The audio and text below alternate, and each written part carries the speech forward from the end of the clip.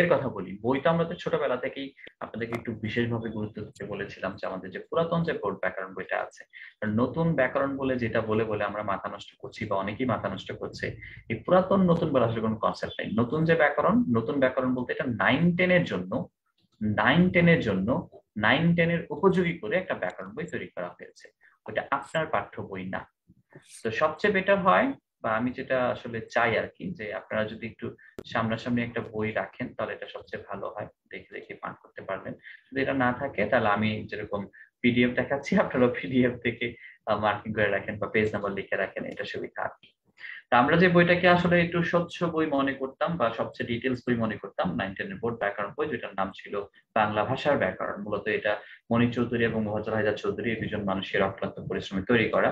কিন্তু বইটা যখন প্রকাশ করা হয়েছে বা বইটা যখন বোর্ডে আনা হয়েছে তখন তারা বেঁচে ছিলেন না। আপনারা তো জানেন যে মনির চৌধুরী এবং মোহাজ্জল হায়দার চৌধুরী দুজন 1971 সালে তাদেরকে হত্যা করা হয় আর কি। তো এদের আগের লেখা যে কনসেপ্ট গুলো আছে সেই কনসেপ্ট গুলো থেকে বইটা তৈরি করা। বইটা এডিট করেছেন ইব্রাহিম খলিল, ঢাকা বিশ্ববিদ্যালয়ের বাংলা বিভাগের বিখ্যাত একজন প্রফেসর, ডক্টর কাজী দিন মোহাম্মদ উনি এবং শ্রীপ্রসন্ন লাহিড়ী একজন বিখ্যাত ব্যাকরণবিদ, এবং তারা ব্যাকরণবিদ হিসেবে মোটামুটি রিনোন এই উপমহাদেশে আর কি, বা বাংলার ক্ষেত্রে। তবুও এই বইটাতে কিছু কিছু ঝামেলা থেকে গেছে, কারণ বইটা দীর্ঘদিন ধরে প্রথম প্রকাশ করা হয় 1983 সালে। এরপরে জাস্ট খালি যেমন আছে তেমন খালি প্রকাশ করে দিয়েছে, কোনো প্রশ্ন নাই, তারপর কোনো রকমের ইয়ে ছিল না, এডিট ছিল না। এই জন্য বইটাকে নিয়ে কিছু কিছু তর্ক বিতর্ক ছিল আর কি। যাই হোক, আমাদের তো তর্ক বিতর্কের দরকার নাই, আমাদের দরকার হচ্ছে বেসিক অংশটা। তো আমরা চেষ্টা করেছি সবগুলো বিষয়ের বেসিক ব্যাপারটা আপনাদেরকে একটু বোঝাতে, বা বেসিকটা আপনার মধ্যে একটু স্ট্রং করতে। তো সেই ক্ষেত্রে আমাদের সূচিপত্রটা যদি একটু ভালো করে আমরা দেখি, যে প্রথমে ভাষা নিয়ে বলা আছে, ভাষা ব্যাকরণ নিয়ে, তারপরে আছে ধ্বনিতত্ত্ব নিয়ে, তারপরে আমাদের শব্দতত্ত্বের নানা রকম বিষয়গুলো আছে, তারপরে একদম শেষের দিকে বাক্যতত্ত্বের কিছু বিষয় আছে। তো এই ক্ষেত্রে আমরা সাধারণভাবে যদি ইন্ডিকেট করি আর কি, যে এই যে এতগুলো টপিক এখানে আছে সূচিপত্রের বাংলার ক্ষেত্রে, এই সবগুলো দেখে রাখলে ভালো, এই সবগুলো দেখে রাখলে ভালো, তাহলে বাংলার দ্বিতীয় পত্রে একটা পূর্ণাঙ্গ ব্যবস্থা হয়, ব্যাপারটা এরকম আর কি। এই জন্য আমরা এই বইটা একটু সাজেস্ট করি যে হ্যাঁ, বইটা একটু দেখেন, বইটা একটু ভালো, এই এই আর কি। বাট এটাই যে একমাত্র বই, ব্যাপারটা এরকম কিন্তু না। এটা হচ্ছে জাস্ট স্টাইলের কারণে বা লিখনির কারণে এই বইটাকে আমাদের একটু ভালো লাগে, এই জন্য আমরা শিক্ষকেরা এই বইটাকে একটু অনুকরণ করতে বলি। তার মানে এই না যে এটা একমাত্র বই, আবার মনে করাই দিল। ঠিক আছে, ওকে। তো আমরা এখানে কিছু লাইন দেখাবো, চেষ্টা করবেন এই লাইনগুলো একটু খেয়াল রাখতে আর কি। প্রথমত হচ্ছে আমাদের বাকযন্ত্র। বাকযন্ত্র মানে বাক ধরার যন্ত্র না, বাকযন্ত্র মানে কথা বলার যন্ত্র, এটা আমরা প্রথম ক্লাসে পড়িয়েছি। তো বাকযন্ত্রের কনসেপ্টটা এখানে একদম ক্লিয়ার করে দেওয়া আছে, যদি একটু দেখেন যে আমাদের সাধারণত, আচ্ছা এই লাইনটা একটু দেখেন, ধ্বনি হচ্ছে ভাষার মূল উপাদান। এই লাইনটা সবচেয়ে বেশি ইম্পর্টেন্ট। এই লাইনটা ছাড়া অন্য লাইনগুলো হচ্ছে শুধু শুধু মাথা নষ্ট করার লাইন, দরকার নেই। ধ্বনি মূল উপাদান, মনে রাখবেন। উপকরণ বড় জিনিস, উপাদান ছোট জিনিস। যেমন মনে করেন বাড়ি বানাইতে কি লাগে? ইট লাগে, ইট হচ্ছে উপকরণ। আচ্ছা, আর ইট তৈরি হয় কি দিয়ে? মাটি দিয়ে, পানি দিয়ে, এগুলো হচ্ছে উপাদান। একদম ছোট যে জিনিসটা, এটা হলো উপাদান, এই আর কি। তো ভাষা হচ্ছে, সরি, ধ্বনি হচ্ছে ভাষার মূল উপাদান। যে আপনি ভাষা করতে গেলে ধ্বনি থেকে শুরু করতে হবে। এক্ষেত্রে একটা মনে রাখতে পারেন, ধ্বনিতে ধ আছে, উপাদানে দ আছে, দ ধ, এটা একটা মিলাতে পারেন, সহজে মনে থাকবে। তো এই লাইনটা মার্ক করে রাখবেন।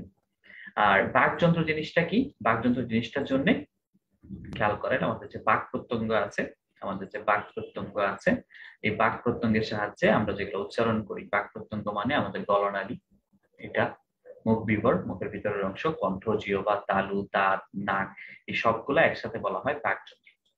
এই সবগুলাকে একসাথে বলা হয় বাকযন্ত্র। এই বাকযন্ত্র কনসেপ্ট আমরা মনে জানি, ফুসফুস থেকে এই পর্যন্ত সব বাকযন্ত্র। আর এই বাকযন্ত্রের সাহায্যে আমরা যেটা উচ্চারণ করি সেটাই হচ্ছে ধ্বনি। আচ্ছা, এর পরের যে ব্যাপারটাতে আমরা যাব এখানের কনসেপ্ট অনুসারে, সেটা হচ্ছে ভাষার পরিবর্তন। ভাষার পরিবর্তন হয় যে তিনটা কারণে, এই তিনটা কারণ আমরা একটু দেখবো। সাধারণত ভাষার পরিবর্তন হয় তিনটা কারণে: দেশ, কাল এবং পরিবেশ। দেশ, কাল, পরিবেশ। দেশটাকে আপনি স্থান বলতে পারেন, স্থানের জন্য পরিবর্তন হয়। যেমন ধরেন এখন আমার এখানে যে ভাষায় আমরা কথা বলছি, ঠিক একই সময় রাশিয়ায় সেই ভাষায় কথা বলছে না, ইউক্রেনের মানুষ সেই ভাষায় কথা বলছে না। ওকে। কাল, সময়, এখন এই সময় যে কথাটা আমরা বলছি, 500 বছর আগে বা 500 বছর পরে একই কথা বলবে না। পরিবেশ, এখন আপনি আমার সাথে যে ভাষায় কথা বলবেন, আপনার দাদি নানির সাথে সেই ভাষায় কথা বলবেন না। দেশ, কাল, পরিবেশ, এই তিনটা কারণে ভাষার পরিবর্তনটা হয়। আচ্ছা, এরপরে হচ্ছে ভাষার সংখ্যা। পৃথিবীতে এখনো ভাষার সংখ্যা প্রায় 3500। এটা খুব কমনই আছে, এটা চেঞ্জেবল না তেমন একটা, কারণ ভাষা তো দিন দিন বাড়ে না, কমে। কারণ প্রাচীন আমলের অনেক ভাষা দিন দিন হারিয়ে যাচ্ছে, এগুলো আদিবাসীদের ছিল আর কি। তো 3,500 মতো ভাষা আছে, এর মধ্যে বাংলার অবস্থান আগের বই অনুসারে চতুর্থ ছিল, কিন্তু রাইট নাও চতুর্থ না, এটাকে রাইট নাও বলতে হবে ষষ্ঠ। বাংলাদেশের অবস্থান হচ্ছে এখন ষষ্ঠ, বাংলাদেশের অবস্থান হচ্ছে এখন ষষ্ঠ, চতুর্থ নাই। হ্যাঁ, তার বাংলা ভাষা কত কোটি মানুষের মুখের ভাষা। এই 30 কোটি মানুষ বাংলা ভাষায় কথা বলে, 30 কোটি মানুষ। আপনার মনে হবে স্যার আগে তো বাংলাদেশে 16 কোটি ছিল, এখনো 16 কোটি, 16 কোটি বাড়ে না, আমি কি করবো, আমি তো বাড়াই দিতে পারবো না। আর আমাদের ধারণা হয়ে গেছে এরকম যে আগে 16 কোটি 14 কোটি ছিল, এখন ডাবল হয়ে যাওয়ার কথা। কারণ ডাবল হয়ে যাওয়ার কথা কেন, আপনি আশেপাশে তাকান তো, আপনার মামা খালা সবার কি বাচ্চা 10-12টা হয়েছে? আপনার মা আমার মামা খালা হচ্ছে 11 জন, আমার মামা খালা টোটাল 11 জন, একটাই নানা, দুইটা নানি অবশ্য 11 জন, কিন্তু আমার মামাদের বাচ্চা কাছে একটা দুইটা করে। সো এত বাড়ে নাই, এত বাড়ে নাই, স্টেবলি আছে, মরতেছে আইতাছে এরকম এরকম আর কি। আপনি আশেপাশে তাকায় দেখেন আপনার পাড়া প্রতিবেশী যাদের বাচ্চা কাছে একটা দুইটা, দুইটা বেশি তেমন একটা হয় না এখন আর। হুজুরদের কথা আলাদা, ওকে, এরা তো আল্লাহর, আল্লাহু আকবার, আল্লাহ মুখ দিয়েছে, আল্লাহ সব করবে। তো 30 কোটি মানুষের মুখের ভাষা হচ্ছে বাংলা। বাংলাদেশে 16 কোটি থাকলে বাকিগুলো কই আছে? তো এই যে পশ্চিমবঙ্গে বাংলা কথা বলে, আসামে বাংলা কথা বলে, ত্রিপুরায় বাংলায় কথা বলে। তো এরকম বাংলায় প্রচুর আছে, বাংলায় এরকম প্রচুর দেশ আছে যেখানে মাতৃভাষা হচ্ছে বাংলা। মায়ানমারেরও কিন্তু একটা রাজ্য আছে যে রাজ্যের ভাষা বাংলা, বলেন তো কি? Rakhine, right, Rakhine, Rakhine. ওই যে আমরা রোহিঙ্গা বলি না, তারাই হচ্ছে রাখাইন, রাখাইন রাজ্যের। এই রাখাইন রাজ্যের ভাষা কিন্তু বাংলা, জন্যই তাদেরকে বাংলাদেশে পাঠিয়ে দিয়েছে। ওকে, আচ্ছা, এরপর হচ্ছে আমাদের বাংলা ভাষার উপভাষা। উপভাষা মানে হচ্ছে আঞ্চলিক ভাষা। আমরা অনেকে মনে করি উপভাষা মানে ভাষা শাখা, না না, উপভাষা মানে আঞ্চলিক ভাষা। আমরা যে বলি না কেমন আসুন, খাই শুন, গে শুন, কাইটাল বাম মেরাল বাম মহিষিং আসতে এরকম বলে আর কি। বা আপনি ইচ্ছা করছেন কিল্লাই হাসটি আর হাসান দেন নহলে এগুলো বলে উপভাষা। আঞ্চলিক ভাষার একটা নাম হচ্ছে উপভাষা, আঞ্চলিক ভাষার একটা নাম হচ্ছে উপভাষা। মনে রাখবেন পৃথিবীর সব ভাষার দুইটা রূপ আছে, একটা লিখিত, একটা মৌখিক। বাংলা ভাষারও দুইটা রূপ, একটা লিখিত, একটা মৌখিক। অনেককাল আগে আমাদের লিখিত ভাষা ছিল সাধু, লিখিত ভাষা সাধু ছিল। তো যখন লিখিত ভাষা সাধু ছিল তখন আমাদের কথিত ভাষা বলতে পারেন মৌখিক ভাষা ছিল আঞ্চলিক, মাতৃভাষায় কথা বলতাম।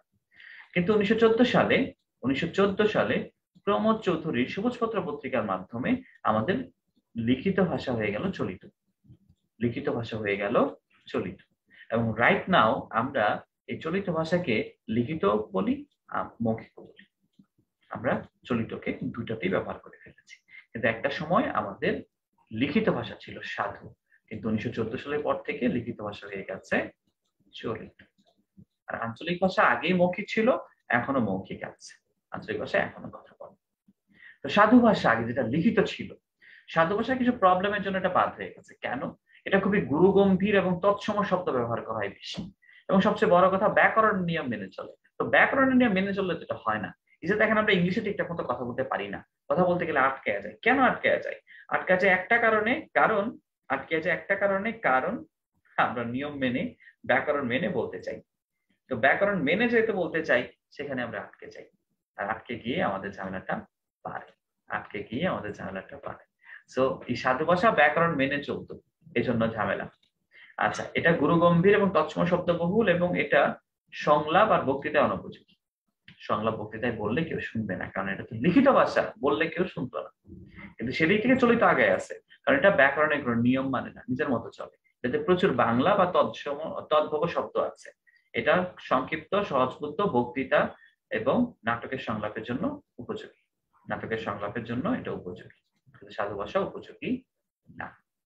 এরপর এই পেজে এসে দেখবেন যে এখানে কিছু সাধু চলিত ভাষার শব্দ আছে, পদ অনুসারে, বিশেষ্য, বিশেষণ, সর্বনাম, ক্রিয়া, ক্রিয়া এরকম অনুসারে বেশ কিছু শব্দ দেওয়া আছে। সবগুলা পারবেন, কিন্তু প্রথম 6টা একটু খেয়াল করবেন। এই প্রথম 6টা আপনি প্রচুর ভুল করেন, প্রচুর ভুল করেন। কিভাবে? যেমন আপনি জুতা, এটাকে এখনো ব্যবহার করেন, কিন্তু এটা হচ্ছে জুতা, এটা হচ্ছে সাধু। জুতো, এটা হচ্ছে চলিত। তুলা, এটা সাধু। তুলো, এটা হচ্ছে চলিত। সাধু চলিত, সাধু চলিত, এই প্রথম 5টা একটু ভালো করে খেয়াল করবেন, প্রথম 5টা একটু ভালো করে খেয়াল করবেন, প্রথম 5টা একটু ভালো করে খেয়াল করবেন। ওকে, আচ্ছা, এরপর হচ্ছে শব্দ সম্ভার। শব্দ সম্ভার এখানে খুব অল্প দেওয়া আছে, এখানে উৎপত্তি অনুসারে 5 প্রকার দেওয়া আছে আর কি। তো এখানে খুব অল্প দেওয়া আছে, অল্প অল্প একটা শব্দ, অল্প একটা শব্দ হবে না। এর চেয়ে বেশি শব্দ আমরা আপনাকে পড়িয়েছি শব্দের ক্লাসে, এবং সেটিও দিয়েছি, ক্লাসেও বেশি পড়িয়েছি। তো তবুও এখানে যে কয়েকটা শব্দ আছে, এই কয়েকটা শব্দ একটু পড়ে নিলেন। যেমন দেশি শব্দের মধ্যে বেশ কিছু গুরুত্বপূর্ণ ব্যাপার আছে, যেমন কুড়িটা হচ্ছে বিষ, মানে বীজের কুল ভাষা থেকে আসছে। তারপর পেট মানে উদর, যেটা এটা তামিল ভাষা থেকে আসছে। চুলা আসছে মুন্ডারি ভাষা থেকে। এই তিনটা, এই ব্যাপারটা একটু ক্লিয়ার করতে পারেন যে কোনটা কোথা থেকে আসছে। এটা মাঝে মধ্যে চলে আসে আমাদের কম্পিটিটিভ এক্সাম গুলোতে সরাসরি। আর বিদেশি ভাষাগুলো তো এখানে আরো অল্প দেওয়া আছে। তবুও বিদেশি ভাষার ক্ষেত্রে আরবি বলেন ফার্সি বলেন, এই বইয়ে যে কয়েকটা দেওয়া আছে, এই কয়েকটা হচ্ছে সবচেয়ে বেশি ইম্পর্টেন্ট। বইয়ে যে কয়েকটা দেওয়া আছে, এই কয়েকটা সবচেয়ে বেশি ইম্পর্টেন্ট। সেই জন্য এই বইয়ের কয়েকটা একটু খেয়াল করবেন। এবং আপনি একটু শব্দগুলো যদি একটু মন দিয়ে দেখেন, তাহলে দেখবেন আমরা আপনাকে যে একটা চোরের গল্প বলছিলাম না, যে মেহমান খানা থেকে এক আহম্মক কাবাব গায়েব করে ফেলছিল, এই ওখানে সবগুলা শব্দ এখানে আছে। মানে এই স্যার, শব্দগুলা দিয়েই আমরা ওই গল্পটা বানিয়েছিলাম। হ্যাঁ, কেউ কিছু বলছেন, বলেন। স্যার আপনার হলে আরবি ভাষা ফার্সি ভাষা এরকম ছন্দ শুধু পড়তে বলছিলেন, কিন্তু আপনি বলে দেন নাই, এই জন্য মনেও থাকে না বেশি স্যার। কিন্তু এটা তো লিখতে বলছি, 3বার রিডিং করে একবার খাতায় লিখবেন, তারপরে আন্ডারলাইন করবেন। 3বার রিডিং করে একবার খাতায় লিখবেন, তারপরে আন্ডারলাইন করবেন। মনে স্যার আছে? জি স্যার, ওইটা লিখছি, কিন্তু আপনি বলে দিলে ওই কনসেপ্টটা মাথার মধ্যে বেশি থাকে স্যার। ও আচ্ছা আচ্ছা, এক লাইন করে বলে দিছি না? যেমন আরবির ক্ষেত্রে আমরা বলেছি আদালতটা মনে রাখতে, আর ওখানে একটা আহম্মকের কাহিনী ছিল যে কাবাব চুরি করেছে। আর ফার্সির মধ্যে এক মেথরের কাহিনী ছিল। মেথর হচ্ছে খুব খারাপ, রাজার নাম বলে বিভিন্ন জায়গা থেকে তরি তরকারি এগুলা এগুলা কিনে নিয়ে আসে, এই আর কি। আচ্ছা ঠিক আছে, তাও দেখি আমরা একদিন বলে দেওয়ার চেষ্টা করবো না। তো এটার কনসেপ্টটা ছিল যে এই গল্পগুলো 3বার রিডিং করে একবার খাতায় দেখে দেখে লিখবেন। ওই দেখে দেখে লিখলেই না একটু ভালো করে খেয়াল থাকবে, ওইটা বেশি ইম্পর্টেন্ট আর কি। আচ্ছা, আমি বলে দিলে ভালোই তো আছে, তো ওই দিন কইতেন, সমস্যা নেই, এরপর আমি চেষ্টা করছি, নো প্রবলেম। তারপরে ইংরেজি, পর্তুগিজ, ফরাসি, ওলন্দাজ। এই ওলন্দাজটা একটু ইম্পর্টেন্ট। ওলন্দাজের ক্ষেত্রে মোস্টলি হচ্ছে ওই যে তাস যদি খেলতে পারি আমরা আর কি, ইস্পাটন, টেক্কা, রুইতন, অর্তন, মানে এই শব্দগুলো ওলন্দাজের বেশি আর কি। ফরাসি হচ্ছে যে ফ্রেঞ্চ শব্দ যেগুলো আছে। আর এই একটা একটা করে যে শব্দ বলেছিলাম, এগুলো একটু বেশি জোর দিতে, একটা একটা শব্দ যেগুলো, একটা একটা শব্দ বা সবচেয়ে কম শব্দ যেগুলো, যেমন গুজরাটি, পাঞ্জাবি, তুর্কি। তুর্কি তো অনেক শব্দ এখানে অল্প কয়েকটা দেওয়া আছে। সেক্ষেত্রে জাপানি শব্দগুলো ইম্পর্টেন্ট আছে, রিক্সা, হারিকেনি বা এটা অন্যান্য যে শব্দগুলো আছে। তো এই শব্দগুলো বইয়ের যে কয়েকটা দেওয়া আছে তার চেয়ে বেশি আমরা অনেক পড়েছি। এই জন্য এগুলো একটা বেশি বলছি না কিছু আর কি। তো এরপরেও বইটা একটু রিভিশন যখন দিবেন, একটু দেখে নিলেন যে হ্যাঁ আগের পড়ার সাথে মিলছে কিনা, একটু একটু বা রিভিশন হয়ে গেল। মিশ্র শব্দ আগে বলেছিলাম, এটা খুব ইম্পর্টেন্ট। সো এটা এখান থেকে আসলে আমরা শিখে দিয়েছিলাম আর কি। ওকে। বাংলা ব্যাকরণ আলোচ্য বিষয়। বাংলা ব্যাকরণ আলোচ্য বিষয়ের ক্ষেত্রে প্রথমত ব্যাকরণ শব্দের অর্থটা এবং এটার বিশ্লেষণটা দেখবো। ব্যাকরণ শব্দের উৎপত্তিগত অর্থ হচ্ছে বিশেষভাবে বিশ্লেষণ, এটা একটা। আর এটাকে ভাঙলে যেটা হয়, বি যোগ আ যোগ ক্রি যোগ অন, বি যোগ আ যোগ ক্রি যোগ অন, বি যোগ আ যোগ ক্রি যোগ অন। ওকে, তো এই দুইটা বিষয়টি খেয়াল করবেন। এই এটাকে ভাঙলে যে কনসেপ্টটা পাওয়া যায়, বি আ করণ, বিয়াকরণ। বিয়ে করলে যেরকম আপনি একটা খাঁচার মধ্যে বন্দি যাবেন, একটা নিয়মে চলে যাবেন, বিয়াকরণ মানে ব্যাকরণ, নিয়মের মধ্যে চলে যাওয়া, নিয়মের মধ্যে চলে যাওয়া। আচ্ছা, তো এই ব্যাকরণের মূল আলোচ্য বিষয় চারটা। কি? অধবাস, অ, ধ, বা, স। অধবাস ধ্বনিতত্ত্ব, বাক্যতত্ত্ব, শব্দতত্ত্ব, আর হচ্ছে কি বলে কিছু কিছু ধ্বনি, শব্দ, বাক্যের অর্থ, চারটা। তো এই অধ্যায়টার মধ্যে সবগুলোরই একটু একটু করে আলোচনা আছে, একটু একটু করে। যেমন ধরেন যে এখানে রূপ তত্ত্ব নিয়ে একটু আলোচনা আছে, বাক্য তত্ত্ব নিয়ে একটু আলোচনা আছে, আলোচনা আছে প্রাতিপদিক, যেটা মূল শব্দ। মূল শব্দ মানে প্রাতিপদিক, মূল শব্দ মানে প্রাতিপদিক, যেটা কোনো বিভক্তি টিভক্তি কিছু নেই। স্বাধীনতা শব্দ যেটাকে ভাঙা যায়, তার প্রকৃতি যেটা মূল শব্দ, প্রত্যয় যেটা প্রকৃতি শেষে বসে, তারপর হচ্ছে কৃত প্রত্যয়, উপসর্গ, মানে সবগুলো এখানে একটু একটু করে আলোচনা করে দেওয়া আছে, এটা দেখে নিতে পারেন। বাট এটা সবগুলো আলোচনা পরে ডিটেলস এমনি দেখছেন আর কি। আচ্ছা, এরপরের অধ্যায়টা হচ্ছে ধ্বনি তত্ত্ব। এটা আমরা প্রথম ক্লাসে পড়েছি। এখানে বেশ কিছু বিষয় বলি যেগুলো আপনি একটু ভালো করে দেখবেন। প্রথমত স্বরধ্বনি কাকে বলে, ব্যঞ্জন ধ্বনি কাকে বলে, এটা আবারও দেখবেন।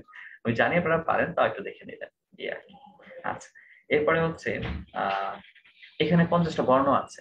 আপনারা অনেকেই মনে হয় তুমি বলেছিলেন যে কারো কারো এরকম বক্তব্য ছিল যে আমাদের তো 50টা বর্ণের মধ্যে কিউ আছে, কিউ নাই। জিজ্ঞেস না করলে 50টা বর্ণ আছে, 50টা বর্ণ একবার একটু রিডিং করে ফেলতে পারেন। যারা মনে করেন যে হ্যাঁ আমি তো 50টা বর্ণ পারি না, তারা এটা একটু দেখে নিতে পারেন। এটা দেখে নিলে ভালো, কারণ এখানে 50টা একবার দেওয়া আছে, একবার একটু প্র্যাকটিস হয়ে গেল আর কি। ওকে, 50টা বর্ণ একবার একটু দেখবেন এখান থেকে। কার এবং ফলা। কার তো 10টা, ফলা হচ্ছে আমাদের 6টা। তো ফলা যুক্ত শব্দ এখানে অল্প একটা দেওয়া আছে, 6টা ফলা আছে, এটা মনে রাখলেই হবে আর কি। আচ্ছা, আর ক থেকে ম পর্যন্ত যে 25টা বর্ণ আছে, স্পর্শ বর্ণ যেগুলোকে আমরা বলি, সেগুলো এখানে ভাগ করে দেওয়া আছে, এবং এটা আমরা চার্টে করেছিলাম, সেই চার্টটাতে আমরা চলে যাই সরাসরি। আচ্ছা, এই চার্টটা দেখেন, আমরা এই চার্টটা করিনি, আমরা চার্ট করেছি দ্বিতীয়টা, আমরা দ্বিতীয় আরেকটা চার্ট আছে আমরা ওইটা করেছি, ওই চার্টটা না, এই চার্টটা একটু দেখেন। আচ্ছা, এই চার্টের মধ্যে খেয়াল করবেন যে আমরা এই যে নামগুলা বলছি, কণ্ঠবর্ণ, তালব্য বর্ণ, মূর্ধন্য বর্ণ, দন্ত বর্ণ এবং ওষ্ঠ বর্ণ, সেগুলোর ক্ষেত্রে আমরা যে কাজটা করেছি যে আমাদের ইয়ের মধ্যে, বর্গীয় বর্ণের মধ্যে বা স্পর্শ বর্ণের মধ্যে যে কয়েকটা, সে কয়েকটা দেখিয়েছি, এর বাইরেও কয়েকটা ছিল, আমার যত মনে পড়ে যে আমি পাশে লিখে দিয়েছিলাম, খেয়াল করেন তালব্য বর্ণ, চ বর্গের বর্ণগুলো ছিল, এর পাশাপাশি স, জ এবং অন্তস্থ, এগুলো তালব্য বর্ণ। যে তালব্য স যেটা বললি, এটা অবশ্যই তালব্য বর্ণ অলরেডি।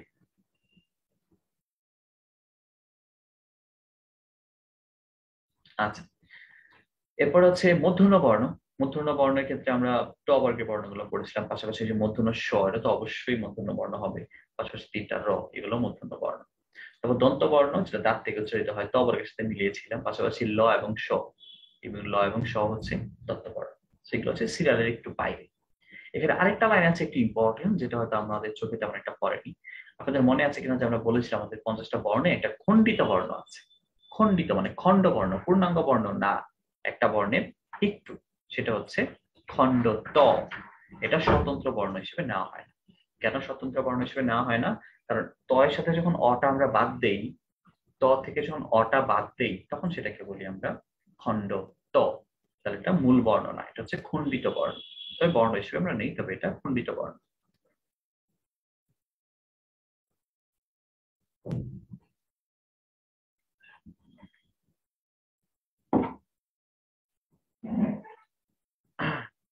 ওকে, আচ্ছা, তারপরে হচ্ছে পরাশ্রী বর্ণের কনসেপ্ট ছিল। পরাশ্রী বর্ণ হচ্ছে 3টা বর্ণ আছে ব্যঞ্জনে, যেগুলো নিজের মতো করে কিছু করতে পারে না, অনুস্বার, বিসর্গ, চন্দ্রবিন্দু, এগুলো নিজের মতো করে কিছু করতে পারে না, এই জন্য এগুলাকে বলি আমরা পরাশ্রী বর্ণ।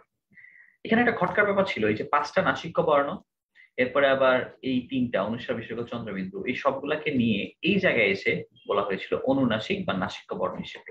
এটা হচ্ছে একটা প্রাথমিক আলোচনা, পরবর্তীতে এটাকে স্পেসিফিক করে দেওয়া হয়েছে। অনেকে এখানে এটাকে চন্দ্রবিন্দুকে দেখে নাসিক্য নাসিক্য বানিয়ে ফেলে। নাসিক্য তো একটা স্বাধীন বর্ণ, চন্দ্রবিন্দু তো স্বাধীন বর্ণ না, সেটা পরাশ্রয়ী। তো এটাকে পরবর্তীতে গিয়ে আলাদা করে দেওয়া আছে, এটা পরে আমি দেখাচ্ছি, এই জন্যই বইটা পড়ানো আর কি। যৌগিক স্বরধ্বনি 25টা। যারা ভেবেছিলেন 25টা কই আছে, 25টা পাওয়াই যায়নি, এই 25টা, এই যে 25টা, এই 25টা হচ্ছে যৌগিক স্বরধ্বনি। এই 25টা হচ্ছে যৌগিক স্বরধ্বনি। এই যে এখানে 25টা সবটুকু আছে, যারা একবার পড়ে নিতে পারেন, বাট লাগবে না, আপনাকে তো মানে 25টা লিখতে বলবে না, টেনশন করে কিছু নাই। এই 25টার মধ্যে বর্ণ হিসেবে কয়টা ব্যবহার করা হয়? 2টা, যেগুলাকে বলি আমরা স্বরজ্ঞাপক, যেগুলাকে বলি আমরা শান্তস্বর, যেগুলাকে বলি আমরা যৌগিক স্বরবর্ণ। একটা হচ্ছে ওই, একটা হচ্ছে ও। ওই এবং ও, এই দুইটা। তো এই পেজ থেকে এটা এখানে একটা মার্ক করে রাখতে পারেন। আচ্ছা, এখানে এসে আমরা আমাদের যে প্রকারভেদ গুলো পড়েছিলাম সেগুলো আছে, যেমন প্রত্যেক 5টা বর্ণ দিয়ে যেগুলো আমরা বানাচ্ছি আর কি, সেগুলোকে আমরা স্পর্শ বর্ণ বলছি। 25টা ক থেকে ম পর্যন্ত এগুলো হচ্ছে স্পর্শ বর্ণ। এবং আমরা উচ্চারণ অনুসারে যখন দেখছি স্বরতন্ত্র কম কাপে সেটা অঘোষ বর্গের 1 2, যেগুলো বেশি কাপে এটা হলো ঘোষ 3 4 5। যখন আমরা দেখলাম বাতাস কম বের হয় অল্প প্রাণ 1 3, যখন বাতাস বেশি বের হলো মহাপ্রাণ 2 4, এই আর কি। আর উষ্ণবর্ণ বা শীষ বর্ণ আমাদের এই 4টা, 3টা স এবং হ। অন্তস্থ বর্ণের ক্ষেত্রে আমরা পড়েছি এরকম 4টা। তো এই ব্যাপারগুলো এখানে সবগুলাই আছে, এখানে একটু দেখতে পারেন। আচ্ছা, এখানে আরেকটা চার্ট আছে, এই চার্টটা, এটা হচ্ছে স্বরধ্বনির চার্ট। আগে স্বরধ্বনির চার্ট থেকে তেমন প্রশ্ন হতো না, তবে ইদানিং কিছু কিছু ব্যাংক পরীক্ষায় এই চার্টটা থেকে প্রশ্ন আসা শুরু হয়েছে। এটা উচ্চারণের টপিক, উচ্চারণ থেকে নর্মালি এবার প্রশ্ন আসেই না, কিন্তু এই চার্টটা থেকে আসছে মাঝে মধ্যে আর কি। তো সেই ক্ষেত্রে যেটা করবেন, এই ব্যাপারটা দেখবেন, উপরের গুলো লাগবে না, জাস্ট এই ব্যাপারটা। ই ই এই দুইটা হচ্ছে উচ্চ, মানে আপনি যখন জিহ্বা দিয়ে উচ্চারণ করেন তখন এগুলা জিহ্বার একটু উপরের দিকে উঠে যায়, মানে জিহ্বার উপরের দিক থেকে উচ্চারণ হয়। আর যখন এ এ তখন জিহ্বাটা উপরে হয় না, জিহ্বাটা মোটামুটি লেভেল থাকে, মানে লেভেল আর কি। আর যখন আপনি বলেন এ এ বা অ, তখন দেখবেন জিহ্বাটা একটু নিচে নেমে যাচ্ছে, একটু নিচে নেমে যাচ্ছে। আর যখন বলে আ, তখন জিহ্বা আরো নিচে নেমে যায়। সো এইভাবে এই চারটা একটু খাতায় লিখে পড়বেন। একটা হচ্ছে পুরা উঁচুতে, একটা লেভেল, একটা হালকা নিচে, আর একটা পুরা নিচে। উচ্চারণ করলে মিলে যাবে। ই, ই, ও, ও, দেখবেন যে উপর উঠে গেছে। এ, ও বা ও, দেখবেন যে একটু মাঝখানে আছে। এ, অ, জিহ্বা নিচে নেমে গেছে। আ, জিহ্বাটা পুরো ডাউন হয়ে যায়। এই আর কি। স্বরধ্বনির এই উচ্চারণটা খাতার মধ্যে একটু লিখে লিখে প্র্যাকটিস করে নেবেন। না মুখস্থ করেন না, আবারও বলি, আমি আপনাদের এগুলো কোনোটাই মুখস্থ করাইনি, আমি উচ্চারণ করিয়ে করিয়ে পড়িয়েছি।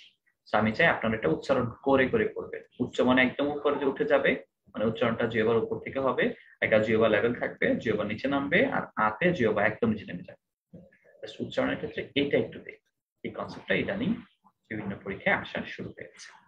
ওকে, বই থেকেই, বইয়ের বাইরে না, গাইড থেকে না, বই থেকেই আছে, বই থেকে। ওকে, আমরা তো কিছু খালি গাইডে যাই, আমাদের জীবনে গাইড হচ্ছে মহামূল্যবান জিনিস, বই আমাদের কাছে কিছুই না। বাট এই বইটা ভালো ছিল, এই বইটা হচ্ছে একদম স্ট্যান্ডার্ড একটা বই, সবকিছু ছিল আর কি। কিন্তু এখন যে 21-এ যেটা বের করছে 9-10 এর বই, ওইটা হচ্ছে আসলে 9-10 এর জন্য, ওটা আপনার জন্য না, ওটা 9-10 এর জন্য। আপনারা তো কখনো স্কুল কলেজে ওভাবে খেয়াল করেন না। আমি তো একটা সময়, আমি যখন রৌফে ছিলাম, মুন্সি আব্দুর রৌফ কলেজে যখন ছিলাম, তখন তো আমাকে ক্লাস নিতে হতো হাই স্কুলে। তো আমি সেখানে এইটের বইগুলো দেখেছি, এইটের বই, সেভেনের বই দেখে আমি, মানে আমি তখন আমার মনে পড়েছে যে মানে আপনারা যদি নিজের বাসায় 7-8-এ কেউ পড়ে, 6-এ কেউ পড়ে, তার ব্যাকরণ বইটা পড়ে দেখেন, আপনার মনে হবে ব্যাকরণের বটা ওখানে নাই। সেটা ক্লাস অনুসারে আস্তে আস্তে বাড়ে, এই আর কি। তো আগে 9-10-এ যে, এখন যে বোর্ড বইটা আমরা করছি বা বলছি, এটা হচ্ছে পারফেক্ট একটা বই ছিল, যে সবার জন্য সমান, মানে সবকিছু আছে এরকম একটা ব্যাপার। বাট এখন যেটা করেছে, ওটা শুধু 9-এর লেভেলের জন্য করেছে, যে ওই লেভেলে আসলে, মানে এই যে বইটা, এটা 9-এর লেভেলের না, এটা অনেক বড় একটা লেভেল আসলে। কিন্তু 21-এ এসে একটু লেভেল করে দিয়েছে, একটু কমিয়ে কমিয়ে দিয়েছে, এই জন্য ওইটা পাঠ্য না, আপনার আসলে বেসিকটাই পাঠ্য। ওকে, তো এখানে জ্ঞাতব্য বলে একটা কনসেপ্ট আছে। এই জ্ঞাতব্যের মধ্যে গেলে আপনি অনেকগুলো বিষয়ে আরো ক্লিয়ার ক্লিয়ার কনসেপ্ট পাবেন। যেমন জ্ঞাতব্যটা একটু দেখবেন, যেমন এই যে ক থেকে ম পর্যন্ত স্পর্শ বর্ণ, এটা জ্ঞাতব্যের মধ্যে। জ্ঞাতব্য মানে জানেন, কেউ কি জানেন জ্ঞাতব্য অর্থ কি? যা জ্ঞাত হওয়া দরকার, মানে যা জানা দরকার। ক থেকে ম পর্যন্ত স্পর্শ বর্ণ। তারপর এই বর্গের পঞ্চম বর্ণগুলো, এগুলোকে বলে নাসিক বর্ণ। চন্দ্রবিন্দু, চন্দ্রবিন্দুকে বলা হয় আনুনাসিক বা অনুনাসিক। ওকে, যে এখানে স্পেসিফিক করে দিয়েছে, এই জন্য আগেরগুলো দেখে লাফানো দরকার নেই, এখানে বেসিক গুলো এখানে দেওয়া আছে। ওকে, তাহলে এই জ্ঞাতব্যের বেসিকটা মার্ক করে রাখেন, এটা চোখে রাখতে হবে, চোখে রাখতে হবে।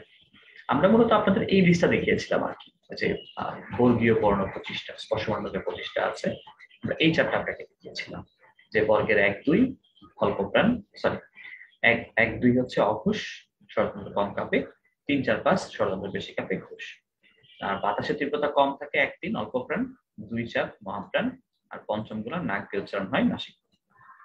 কনসেপ্টটা এরকম করে ইন্ডিকেট করেছিলাম। আচ্ছা আচ্ছা, অন্তস্থ বর্ণ, অন্তস্থ বর্ণ ছিল 4টা।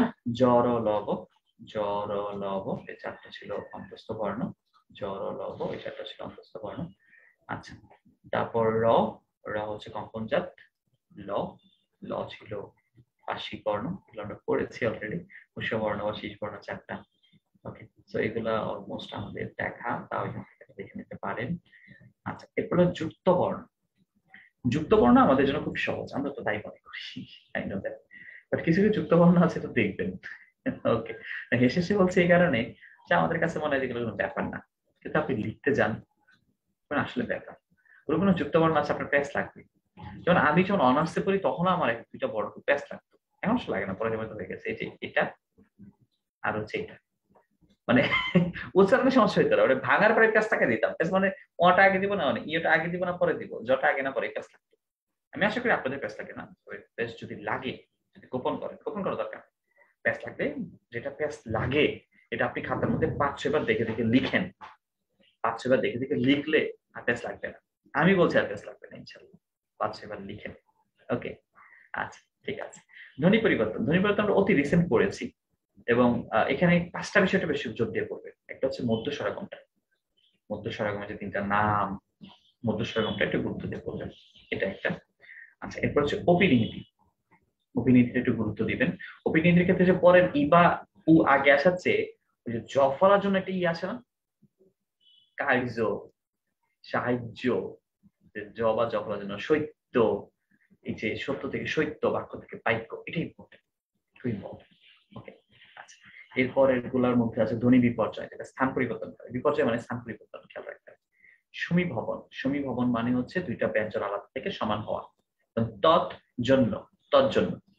উজ্জীবন, উজ্জীবন মানে পাশাপাশি দুইটা ধ্বনি সমান হয়ে যাবে সেই। আচ্ছা, তারপর হচ্ছে বিষমী ভবন। বিষমী ভবন হচ্ছে দুইটা ব্যঞ্জন আলাদা থেকে সমান হবে, দুইটা ব্যঞ্জন আলাদা থেকে, সরি, বিষমী ভবনের সমান থেকে আলাদা, বিষমী ভবনের সমান থেকে আলাদা। শরীর, সমান, শরীর আলাদা হয়ে গেল এটা। আর হচ্ছে অন্তর্গতি। এই পাঁচটা একটু ভালো করে তুমি রিসেন্ট করেছি, আশা করি মনে আছে। তো এই পাঁচটা এখান থেকে একটু ভালো করে দেখতে হবে। নাট্যশব্দ বিধানের ক্ষেত্রে প্রথমে মনে রাখবেন যে মধ্যাহ্ন মধ্যাহ্নস্য ব্যবহার করা হয় তৎসম শব্দ, তৎসম শব্দ। আর এটা নিয়মের ক্ষেত্রে তেমন কিছু না পড়লেও চলবে, কোনো সমস্যা নাই। কিন্তু এই যে একটা কবিতা আছে না, যেগুলো স্বভাবতই মধ্যাহ্ন হয়, মানে নিয়ম ছাড়াই মধ্যাহ্ন বসছে, যেগুলোতে চাণক্য, মাণিক্য, বাণিজ্য, লবণ্য, এই চারটা মুখস্থ করতে হবে এটা। আর সত্য বিধানের ক্ষেত্রে সেম 7 নম্বরে, যেগুলো নিয়ম ছাড়া মধ্যাহ্নস্য হয়েছে।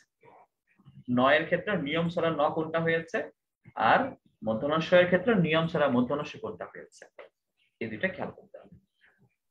এই দুইটা একটু খেয়াল করতে হবে এবং মুখস্থ করে ফেলবে।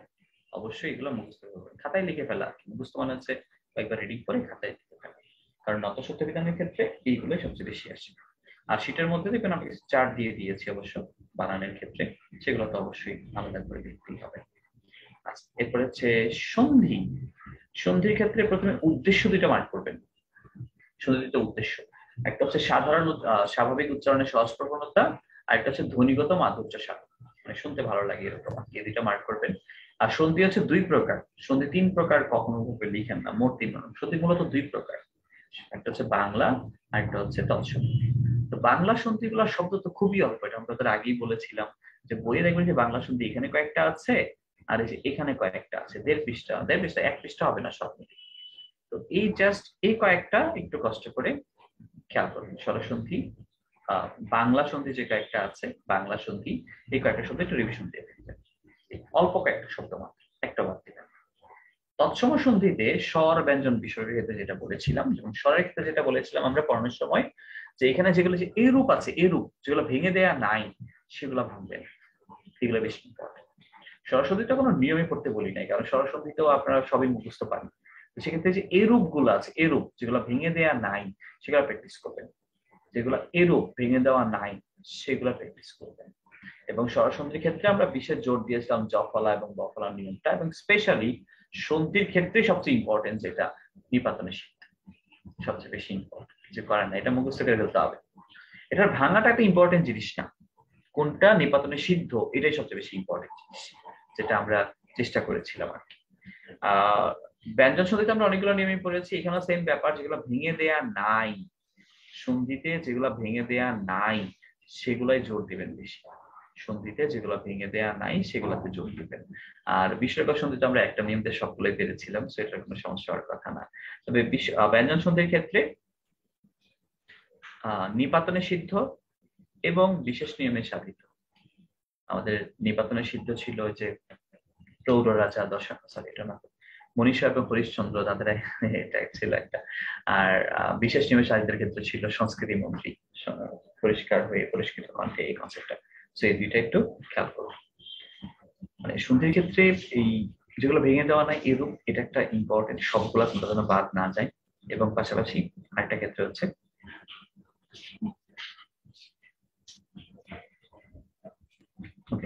আরেকটা ক্ষেত্রে যেটা ইন্ডিকেট করতে হবে সেটা হচ্ছে আমরা সাধারণভাবে নিপাতনের সিদ্ধ যে কনসেপ্ট গুলা পাই বা বিশেষ নিয়মে কনসেপ্ট যেগুলো পাই, সেটা আলাদা করে খেয়াল করতে হবে। একটা হচ্ছে পুরুষ স্ত্রীবাচক শব্দ। এই পুরুষ স্ত্রীবাচক শব্দের ক্ষেত্রে 3টা বিষয় খেয়াল রাখবো। একটা হচ্ছে নিত্য স্ত্রীবাচক একটা কনসেপ্ট আছে। নিত্য স্ত্রীবাচক মানে যেগুলা পুরুষ বুঝায় না, খালি নারী বুঝায়। সতী পুরুষ নাই, সৎ মা পুরুষ নাই, আপনার তো মনে করেন সৎ বাবা আছে না, সৎ বাবা দিয়ে হয় না। ওকে, নিত্য স্ত্রীবাচক শব্দটা। আর একটা আছে নিত্য পুরুষবাচক। নিত্য স্ত্রীবাচক, নিত্য পুরুষবাচক, এই 2টা কনসেপ্ট। আর সেটার মধ্যে দেখবেন কিছু কিছু বিষয় আছে যেগুলো আসলে প্রত্যয় যুক্ত হয়ে স্ত্রী বুঝাচ্ছে না, অন্য কিছু বুঝাচ্ছে। যেমন আমরা বলেছিলাম ডাক্তারনি, মাস্টারনি, জমিদারনি, বড় বড় করে সেটা লেখা আছে।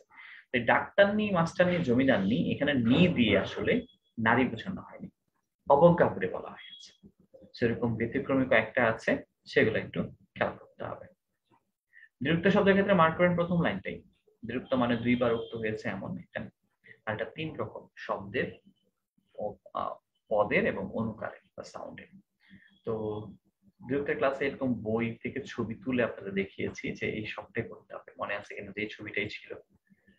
বিরক্ত শব্দের ক্ষেত্রে সবগুলোর অর্থ দেখতে হবে, সবগুলোর লাইন পাশে অর্থটা কোনটা কোন অর্থে বসছে, এবং এতে টেনশন আর কিছু নেই। আমি আপনাকে অ্যাসিওর দিচ্ছি 90% না 95% অর্থ মিলে যাবে আপনার সাথে, 95% অর্থ মিলে যাবে।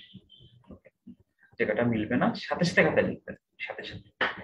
আর এই লাইনটা আমরা পড়েছিলাম, কয়েকটা শব্দ যে সামান্য পরিবর্তন হয়, সামান্য পরিবর্তন হয় তারা বলে যুগ্ম রীতি, একটু চেঞ্জ হয়, চুপচাপ, মিটমাট, এটা আমরা এখানে ছবি তুলে পড়িয়েছি, মানে এগুলো অলরেডি বই থেকেই পড়িয়েছি আপনাকে। তারপরে যে 4টা বাগধারা, ছেলেটিকে চোখে চোখে রেখো, ফুলগুলোতে আন্দ্রে বাছা বাছা, শিশুটি থেকে থেকে কাঁদছে, লোকটি আরে আরে শয়তান, এগুলো আমরা মানে এই ছবি তুলেই আপনাদেরকে পড়িয়েছি আর কি। তারপরে যে অনুকারের ব্যাপারটা, কোনটা কিসের ধ্বনি, এটা আমরা এখান থেকে ছবি তুলে আমরা স্লাইডে পড়াইছিলাম গুরুত্বটা বোঝানোর জন্য, মানে এটা হুবহু বই থেকেই আসে। তো এখানে শেষে 4টা লাইন আছে পদ হিসেবে, এই 4টা লাইন একটু পড়তে হবে, স্পেশাল নিচে 2টা। একটা হচ্ছে কোল কলিয়ে উঠলো সে তার নারীর প্রতিবাদ, এই কল কল করা হচ্ছে একটা ক্রিয়াপদ। আর একটা হচ্ছে চিক চিক করে বালি কোথা নাই গাদা, চিক চিক যেহেতু একটা অবস্থা, একটা বিশেষণ মডিফাই করছে করে কে, ক্রিয়াপদ কি জন্য ক্রিয়া বিশেষণ।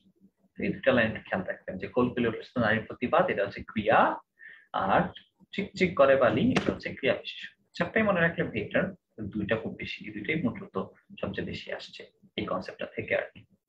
আচ্ছা, এরপর হচ্ছে সংখ্যাবাচক শব্দ। সংখ্যাবাচক শব্দের ক্ষেত্রে প্রথম লাইনটা মার্ক করবেন যে সংখ্যা মানে হচ্ছে গণনা বা লব্ধ ধারণা, মানে গণনা করে কোনো কিছু ধারণা নেয়।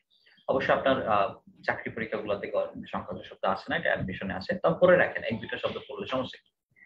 সংখ্যা মানে হচ্ছে কোনো কিছু গণনা করে যে ধারণা আমরা পাই, আর সংখ্যা গণনার মূল একক হচ্ছে 1।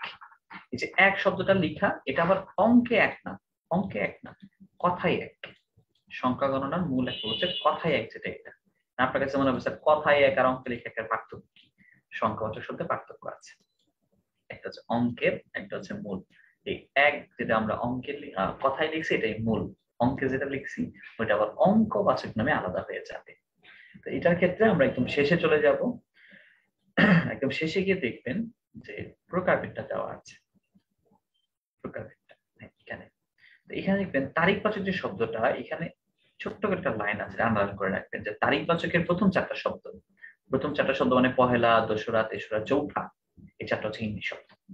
ওই যে আমরা হিন্দি শব্দ পড়ছিলাম না, ধরেন ওখান থেকে শব্দ না সেইখানে আসলো যে পহেলা কোন দেশি শব্দ, আপনি তো পেস্তাকে দিলেন, আরে পহেলা আবার কোন দেশি শব্দ, মানে তারিখবাচক শব্দ। কিন্তু এই 4টা তারিখবাচকের প্রথম 4টা শব্দ হচ্ছে হিন্দি, খেয়াল রাখবেন। এই সংখ্যাবাচক শব্দ হচ্ছে 4 প্রকার, টিকশন দিয়ে রাখবেন। যেটা অঙ্কে লিখেন, অঙ্কে আপনি কোটি কোটি লিখেন, এটা অঙ্কবাচক। যেটা আপনি কথায় লিখছেন 1 2 3 4 5 6, এগুলো হলো গণনাবাচক। যেটা আপনি সিরিয়ালি বলছেন প্রথম, দ্বিতীয়, তৃতীয়, চতুর্থ, পঞ্চম, এগুলো হচ্ছে পূরণবাচক। আর যেটা তারিখে বলেন পহেলা, দোসরা, চৌঠা, তেসরা, চৌঠাটা তো কমন আছে, এছাড়া যেগুলো আছে 5ই, 6ই, 7ই, 8ই, 9ই, 10ই, এগুলো হচ্ছে তারিখবাচক। তারিখে যেটা বলেন মনে রাখবেন যে এই সবগুলোর ক্ষেত্রে সবই ইনফিনিট, ইচ্ছা মতো লিখতে পারবেন, কিন্তু কিন্তু তারিখবাচক কিন্তু 31-এ বেশি লিখতে পারবেন না। আপনি এটা 31,000 লিখতে পারেন, 31 কোটি লিখতে পারেন, ওকে 41 কোটিতম হইতে পারে, কিন্তু তারিখবাচক কিন্তু 31-এর বেশি হবে না, এটা খেয়াল রাখতে হবে। কারণ তারিখ 31টা, এর বেশি হবে না। আপনি 32 বললে হবে না। ওকে, আচ্ছা, বচন, বচনটা আমরা পড়েছিলাম, এখানে প্রথম 3টা লাইন মার্ক করতে হবে, যেটা আমাদের স্লাইডে ছিল আর কি। যেটা একটা পারিভাষিক শব্দ, কারণ একটা অন্য ভাষার সংস্কৃত ভাষার শব্দ, এটার অর্থ হচ্ছে সংখ্যার ধারণা। বচন শব্দের অর্থ হচ্ছে সংখ্যার ধারণা, এবং এই বচনটা হয় বিশেষ্য এবং সর্বনাম পদে। বচন হয় বিশেষ্য এবং সর্বনাম পদে। এরপরে যেটা ইম্পর্টেন্ট বচনের ক্ষেত্রে মার্ক করবেন, সেটা হচ্ছে কোনটা কোথায় বসে। যেমন আমরা বলেছিলাম উন্নত বৃণবর্গ, মনে আছে কিনা, যে উন্নত প্রাণীর সাথে কি বসে, বৃদ্ধমণ্ডলী, বর্গ, গণ। তো এটা এখান থেকে খেয়াল করতে হবে, এই 4টা এখানে আছে, উন্নত প্রাণীর সাথে এই 4টা বসে। তারপর শুধু অপ্রাণীর সাথে কি বসে, শুধু অপ্রাণীর সাথে যে 9টা বসে, এটা এখান থেকে মার্ক করে নেবেন, এখানে 9টা। আর প্রাণী অপ্রাণী উভয় ক্ষেত্রে বসে, সেগুলো আমরা শীটের মধ্যে খুব গুছিয়ে দিয়েছি, একটু আলাদা আলাদা আছে এই আর কি। তারপর পালজ জন্তুর সাথে বসে এটা। আচ্ছা, আর এই যে জ্ঞাতব্য একটা গুরুত্বপূর্ণ জিনিস, এখানে এটা একটু খেয়াল করবেন যে কখনো কখনো দেখা যায় যে একটা শব্দ দিয়ে বহুবচন বোঝাচ্ছে, যেমন বাগানে ফুল ফুটেছে, এটা বহুবচন। বাজারে লোক জমেছে, লোক বহুবচন। পোকার আক্রমণে ফসল নষ্ট, পোকা, ফসল বহুবচন। মানে সিংহ বনে থাকে, বহুবচন। কথা হচ্ছে কখনো কখনো আর কি প্রয়োগের উপর ডিপেন্ড করে সেটা দেখতে পারেন। আর সবচেয়ে ইম্পর্টেন্ট যেটা, সেটা হচ্ছে বিশেষ নিয়মের সাধিত, যেটা আপনাদেরকে অলরেডি বিশেষ গুরুত্ব দিয়ে পড়ানো হয়েছিল, সেটা একটু মার্ক করে রাখেন। বৈশিষ্ট্যের ক্ষেত্রে এই এক চারটা খেয়াল করতে হবে ভালোভাবে আর কি। পদাশ্রিত নির্দেশক, এটা জবের জন্য তো ইম্পর্টেন্ট না, পেশনের জন্য মোটামুটি লাগে, তবে একটু দেখে নেন। আমরা ইংরেজিতে আর্টিকেল পড়ি না, কে এন দা বা দি, আর কি এটা বচনের সাথে মিলে যাবে, যেমন টাকি, খানাখানি, গাছাগাছি। বহু বচন যেটা বসে, এক বচন যেটা বসে। আবার বহু বচন যেগুলো বসে, গুলা, গুলি, গুলিন, এগুলো হচ্ছে এগুলোই পদার্থিত নির্দেশ, মানে যেটা নির্দেশ করবে এক না একের বেশি। এখানে চারটা মাত্র পয়েন্ট আছে, 1 2 3 4, একবার একটু পরে রাখবেন। তবে চারটার মধ্যে খ নাম্বারটা নিরর্থক ভাবে যেটা হচ্ছে বিশেষ অর্থে যেটা তা, পাটি, 1 2 আর 4 ডিকশনারি দিয়ে রাখেন। এই দুইটা একটু প্রয়োজন। অ্যাডমিশনে দুটো থেকে প্রশ্ন আসে, জবে আসে না তেমন একটা, তো করে রাখেন, হুট করে চলে আসতে পারে, কারণ এত কম্পিটিটর এখন চারপাশে, যে যারা বোর্ড প্রশ্ন করে আর কি। একটা ব্যাপার হচ্ছে, আপনাদের একটা বলা উচিত না, তা বলে ফেলি, বাংলার প্রশ্ন বাংলা মানুষরা করে না, ওই এইচআর ডিপার্টমেন্টে কেউ নাকি বাংলা করে ফেলে, এই 3-4টা গাইড নেই, নিজের মতো করে একটু চেঞ্জ করে দিয়ে দেয়। এই জন্য বাংলা প্রশ্নগুলো মাঝে মধ্যে পরীক্ষাগুলোতে, ব্যাংক ট্যাঙ্ক বা ছোটখাটো পরীক্ষাগুলোতে প্রচুর ভুল পাওয়া যায়, এবং সেই ভুলগুলো নিয়ে মনে করেন আলোচনা করে বাংলা ব্যাকরণকে করে বিনাশ করে ফেলে আর কি, এই অবস্থা। আচ্ছা, সমাস, এটা তো কঠিন জিনিস। সমাস মানে সংক্ষেপ, মিলন বা এক প্রতিকরণ। আচ্ছা, আমরা সমাজ থেকে যেটা নিষ্পন্ন করি এটা সমস্ত পদ, আর সমস্ত পদের মধ্যে যে অংশগুলো থাকে সেগুলোকে সমস্যমান পদ বলে। সমস্ত পদের প্রথম অংশকে বলে পূর্বপদ, পরের অংশকে বলে পরপদ। ওকে, আচ্ছা, সো কমন কথা আর কি, কমন কথাগুলো এখানে আবার একটু মার্ক করে রাখলেন। সমাস 6 প্রকার, 6 প্রকারটা মণি চৌধুরী বলেছেন তার বইয়ে, মানে এই বইটাতে 6 প্রকার, মানে এটা বিশ্লেষণের সুবিধার জন্য 6 প্রকার হিসেবে করেছেন, বাট মনে রাখতে হবে সমাস মূলত 4 প্রকার, এটা এই বইই আছে। সমাসে মূলত 4 প্রকার, এই বই আছে, নতুন নতুন কোন বই লাগবে না। আপনাদের মনে আছে আমরা অর্থগতভাবে কয় প্রকার বলেছিলাম? 4 প্রকার। উভয় পদ প্রাধান্য পাইলে দ্বন্দ্ব, পরপদ প্রাধান্য পাইলে ছিল দ্বিতক মানে তৎপুরুষ, নতুন অর্থ আসলে বহুব্রীহি, পুরোপদ প্রাধান্য পাইলে অব্যয়ীভাব। এই হলো 4 প্রকার। ওকে, এটাই মূল প্রকার ভেদ, আমাদের জাস্ট বুঝানোর সুবিধার জন্য 6 প্রকার বানাই দিচ্ছে আর কি। এই মূল 4 প্রকার এই বই আছে। দ্বন্দ্ব সমাস, দ্বন্দ্ব সমাসে যে কাজটা করবেন, সবগুলো শব্দ একবার দেখবেন। এই যে অর্থগুলো দেখতে পাচ্ছেন, এগুলো আপনার জবের জন্য ইম্পর্টেন্ট না, এগুলো অ্যাডমিশনের জন্য ইম্পর্টেন্ট, তাও অর্থগুলো একবার দেখে নিলেন। অর্থ বলতে কোনটা কি বুঝাচ্ছে আর কি, খুব কঠিন কিছু না, সহজ, একবার পড়লে হবে। যেমন হাত পা, নাক কান, নাক কান, বুক পিঠ, এগুলো তো বিপরীত শব্দ না, এগুলো অঙ্গবাচক। আবার 7 5 9 6 7 17, এগুলো তো মানে ভয়াবহ যুদ্ধ বোঝাচ্ছে না, এগুলো সংখ্যা টাইপের শব্দ। আবার যাওয়া আসা, খাওয়া পড়া, কই যাওয়া আসা, খাওয়া পড়া, চলাফেরা, পড়াশোনা, এগুলো হলো ক্রিয়াবাচক শব্দ, সেটা কমন নর্মালি শব্দ। নর্মাল শব্দগুলোই আমরা মাঝে মধ্যে পেঁচায় দেয় আর কি। খুবই নর্মালটাই পেঁচায় দেয়, সহজ লাগলে আর সহজ লাগতে চেষ্টা করি। কর্মধারয় সমাস, এখানে একটু খেয়াল করেন, এই যে কর্মধারয় সমাসের প্রথম থেকে দেখবেন যে কয়েকটা আছে সাধারণ। সাধারণ, যেমন যে চালাক সেই শত্রু, যিনি জজ তিনি সাহেব, এই সাধারণ হিসেবে দেখবেন 8 পর্যন্ত দেওয়া আছে। এই যে প্রথম 8টা সাধারণ দেওয়া আছে, এই সাধারণ গুলো একটু পড়বেন। মূল প্রকার ভেদে যাওয়ার আগে, ওই যে তুলনা বোঝাবে, উপমা, অনুপমিত, রূপক, মূল প্রকার ভেদে যাওয়ার আগে এখানে দেখবেন সাধারণ 8টা আছে, এই সাধারণ 8টা আগে পড়েন। এই সাধারণ 8টা আগে পড়েন, দরকার, ইম্পর্টেন্ট। সাধারণ 8টা আগে পড়েন, সাধারণ এই 8টা আগে পড়ে নেন। এরপরে প্রকার ভেদে যাই আমরা, মধ্যপদলোপী, উপমান, উপমিত, রূপক। এখানে দেখবেন খুব অল্প কয়েকটা শব্দ আছে, 2টা করে 3টা 4টা করে, অল্প অল্প কিছু শব্দ আছে। অল্প অল্প শব্দ যেতে হবে, আরো লাগবে। এগুলো আমরা শীটে প্রচুর দিয়েছিলাম, আপনাদের মনে আছে না? ক্লাসে আমরা প্রচুর শব্দ দেখিয়েছি। হ্যাঁ, এখানে আরেকটা ব্যাপার আছে, এটা একটু ডিকশনারি দিয়ে রাখেন। এখানে একটা ব্যতিক্রমী সমস্যা আছে। ব্যতিক্রমী মানে হচ্ছে আমাদের পড়ার স্টাইলের জন্য বা গঠনের জন্য,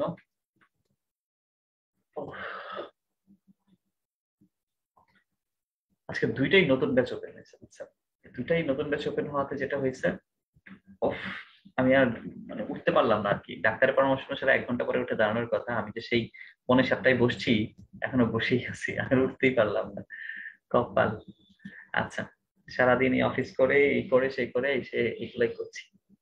এটা আসলে এটা কি, এটা আমার একটু ভালোবাসা কাজ করে আর কি। আমি আসলে দীর্ঘদিন ধরে পড়াই, তো না পড়াইলে আমার ভালো লাগে না। এই জন্য আপনাদেরকে আসলে অনেক ভালোবেসেই পড়ে। আর একটা কথা একটু বলেই রাখি, ফাঁকে বলেই ফেলছি, যে অনেক টাকার নেশা যদি আমার থাকতো না, তাহলে আমি ফেসবুকে ক্লাস নিতাম 500 টাকা করে। আমি ফেসবুকে 500 টাকার ব্যাচ দিলে আমার ব্যাচে 20,000 স্টুডেন্ট করে। 20,000। ওকে, 20,000 মানে বুঝছেন, অনেক টাকা। 20,000 স্টুডেন্ট, 500 করে টাকা দিলে কত টাকা গোনেন। কিন্তু আমি চাই না ফেসবুকে যেতে, আমি জুমে থাকতে চাই। কেন? আমি একটু কথা বলতে চাই। আমার কাছে মনে হয় কথা বলে শেখানো, সবার সাথে একটু কথা বলা, এটার মধ্যে আলাদা একটা ব্যাপার আছে।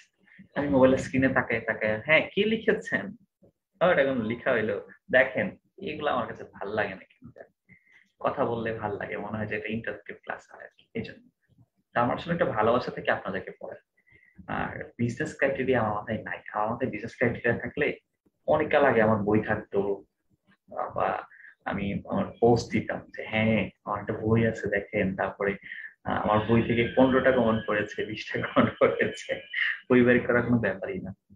100টা বই বের করার মতো আর্থিক ক্ষমতা যোগ্যতা সবই আছে, কিন্তু আমার ইচ্ছা করে না আর কি আপাতত। তা আপনাদেরকে ওই যে 500 টাকার কেন কথা বলেছি, কারণ আপনারা আসলে দেখবেন যে আমরা কাউকে 1 বছরের রেকর্ড ক্লাস দিয়ে দিচ্ছি, আপনাদেরকে দিতে আসছে 2 দিনের জন্য দিচ্ছি। এই জন্য বলেছি যে আপনারা চাইলে ওটা নিতে পারেন, যে ওদের ফিটা একটু বেশি, আপনারা ফি দিয়ে নিতে পারেন, নিতে হবে ওটা কিছুই না। So, আমাদেরকে বাটপাট ডাক্তার বলাটা আসলে কতটুকু যুক্তি হয়েছে আমি নট শিওর।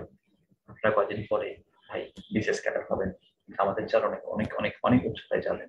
বয়সও কিন্তু আপনার আমার অনেক ছোট, অনেক বলতে 3 বছরের ছোট অলমোস্ট। এরপরেও মানে 3-4 বছর সর্বনিম্ন বললাম আর কি। তো যে হারে মানে টেক্সট করেছেন আর কি, এটা আসলে একটু অড হয়ে গেছে। আমি কষ্ট পাই না, আমার হার্ট আসলে একটু দুর্বল বেশি, বুঝছেন। আর আমি খুবই ভয় পাই। আমার আপনার থ্রেড দিবেন, আমাকে করে থ্রেড দিছিল হচ্ছে, আমি পরে খুব ভয় পাইছি, এমন ভয় পাইছি যে পরে তাকে জেলে ঢুকাই দিছি, এত ভয় পাইছি। আমি খুব ভয় পাই, মারাত্মক ভয় পাই। আমাকে ভয় দেখাবেন, কারণ আমি তো রিক্সা চালাই, আমি তো বস্তিতে থাকি না, রিক্সা চালাই, আমি খুব সাধারণ মানুষ।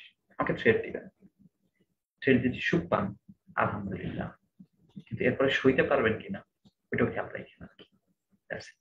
বিনা কারণে কাউকে থ্রেট দেয়া, এটা মানহানির মতো। আর যাকে তাকে মানহানি করা যায় না।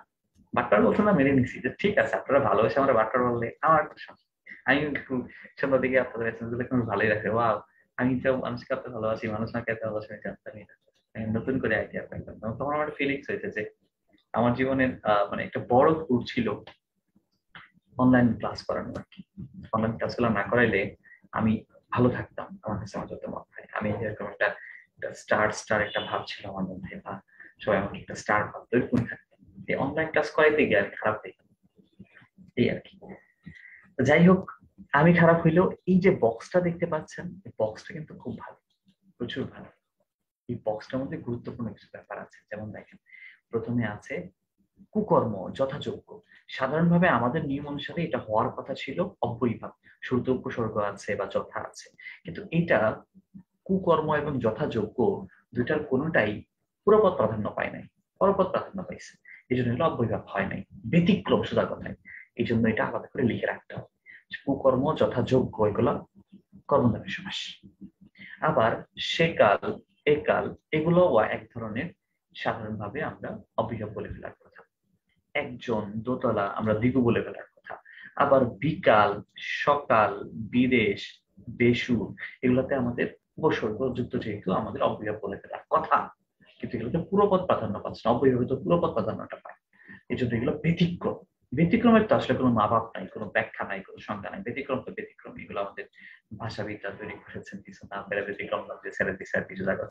সেই ব্যতিক্রম গুলা খেয়াল রাখতে হবে। আমরা তো সবগুলো টাইপের ক্ষেত্রে বলেছি, ব্যতিক্রম গুলো হচ্ছে অল টাইম। তৎপুরুষ, তৎপুরুষের ক্ষেত্রে দ্বিতীয় তৎপুরুষে এই জায়গাটা একটু টিউশন দিয়ে রাখবেন, যে দ্বিতীয় তৎপুরুষ বলতে আমরা বুঝি যখন দ্বিতীয় বিভক্তি বাচ্চাকে, তাই না, নর্মাল ব্যাপার। কিন্তু এই ব্যাপ্তি অর্থ বুঝল দ্বিতীয় তৎপুরুষ। ব্যাপ্তি মানে ব্যাপিয়া বোঝানো, চিরসখী, চিরকাল ব্যাপিয়া সখী, বা ক্ষণজীবী, ক্ষণকাল ব্যাপিয়া জীবী, এগুলো আর কি। আচ্ছা, তো এখানের প্রত্যেকটা শব্দের কোনটা যেন বাদ না যায়, তৎপুরুষের কোনটা যেন বাদ না যায়। ষষ্ঠী তৎপুরুষে গিয়ে দেখবেন অনেকগুলা জ্ঞাতব্য আছে। ষষ্ঠী তৎপুরুষ মানে রবাইয়ে বাদ যায়, যেমন ছাত্রের সমাজ, দেশের সেবা, দিল্লির ঈশ্বর, বাদরের নাচ, পাটের ক্ষেত, ছবির ঘর, দৌড়, ঘোড়ার দৌড়, শ্বশুরের বাড়ি, বিড়ালের ছানা, রবাইয়ের বাদ যায়। এরপর দেখবেন অনেকগুলো জ্ঞাতব্য আছে, প্রায় 7টার মতো। এই জ্ঞাতব্য গুলো একটু দেখবেন। জ্ঞাতব্য গুলো মানে সামান্য পরিবর্তন হয় আর কি, যেমন গজনির রাজা, গজনির রাজ, আকারটা বাদ চলে গেল।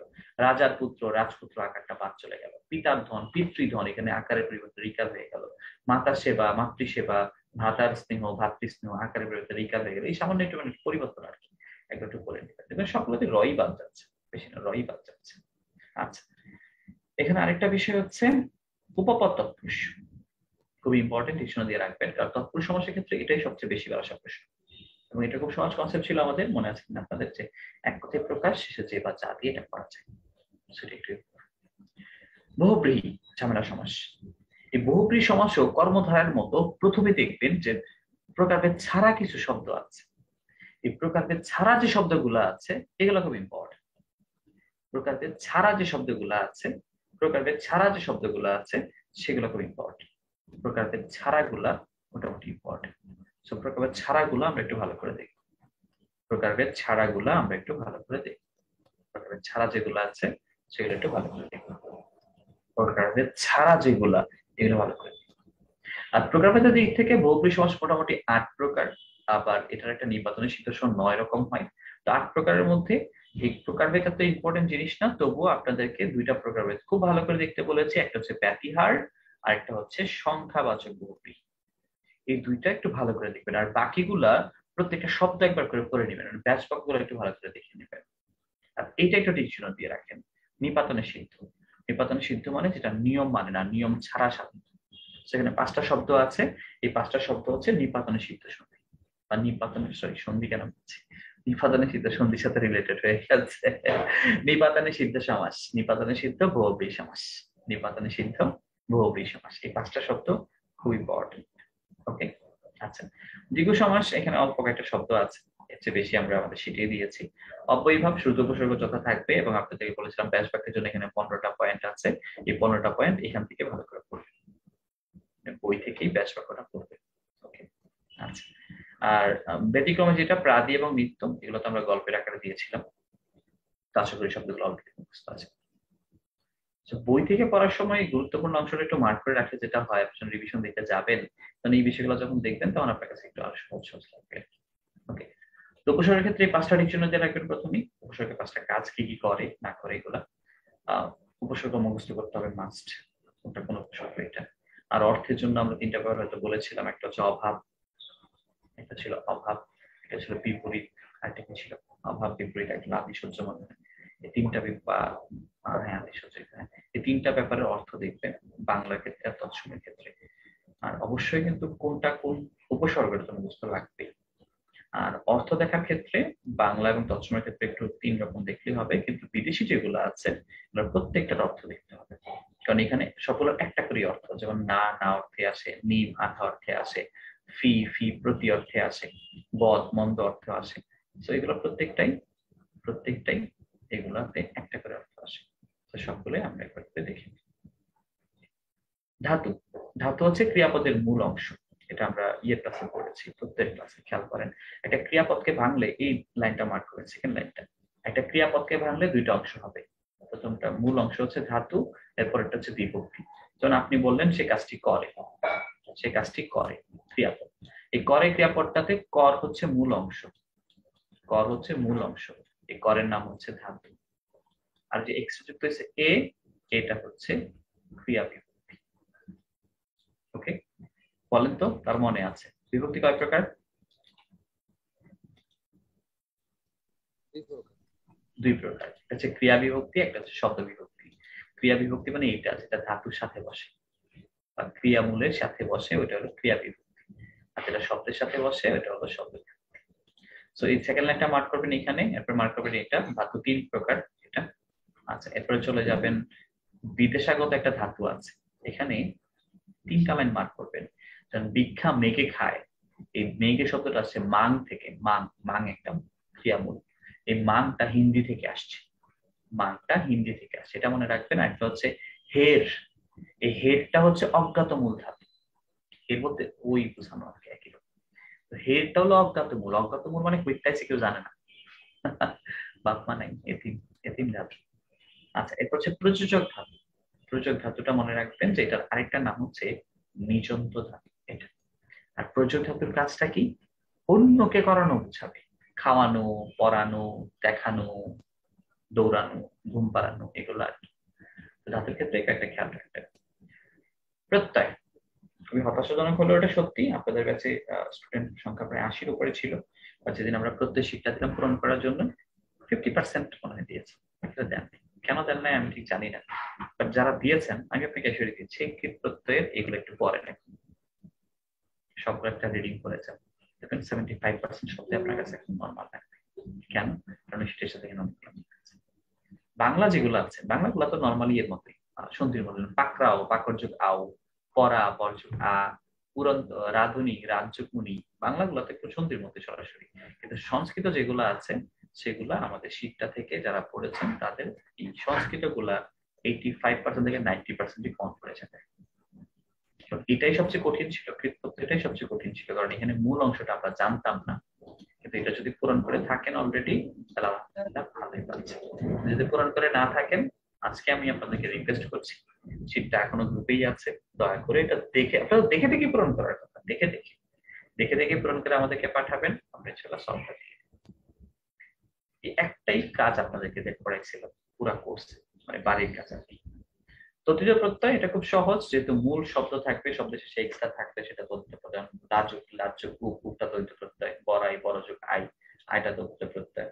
তো এখানে সবগুলো খুব নর্মাল, এটা খুব সমস্যা হবে না। তবে একটু পড়ার সময় একটু অর্থটা খেয়াল করেন, যেমন ঠকানো, ঘরামি, এগুলো হচ্ছে জীবিকা অর্থে ব্যবহার করা হয়। জ্যাঠামি, ন্যাকামি, পাগলামি, এগুলো নিন্দা অর্থে ব্যবহার করা হয়। ডাক্তার থেকে ডাক্তারি, মুক্তারি, পোদ্ধারি, ব্যাপারী, চাষি, এগুলো ব্যবসা অর্থে ব্যবহৃত হয়, অর্থটা একটু দেখে নিলেন আর কি। আর যেগুলো বিদেশি আছে, বিদেশি ওয়ালা ওয়ান, আনাপনাশা, গড়তাৎপর, পাঁচ বিদেশি, আমার তো মুখস্থ হয়ে গেছে, এটা মুখস্থ করে ফেলতে হবে একটা অবশ্যই।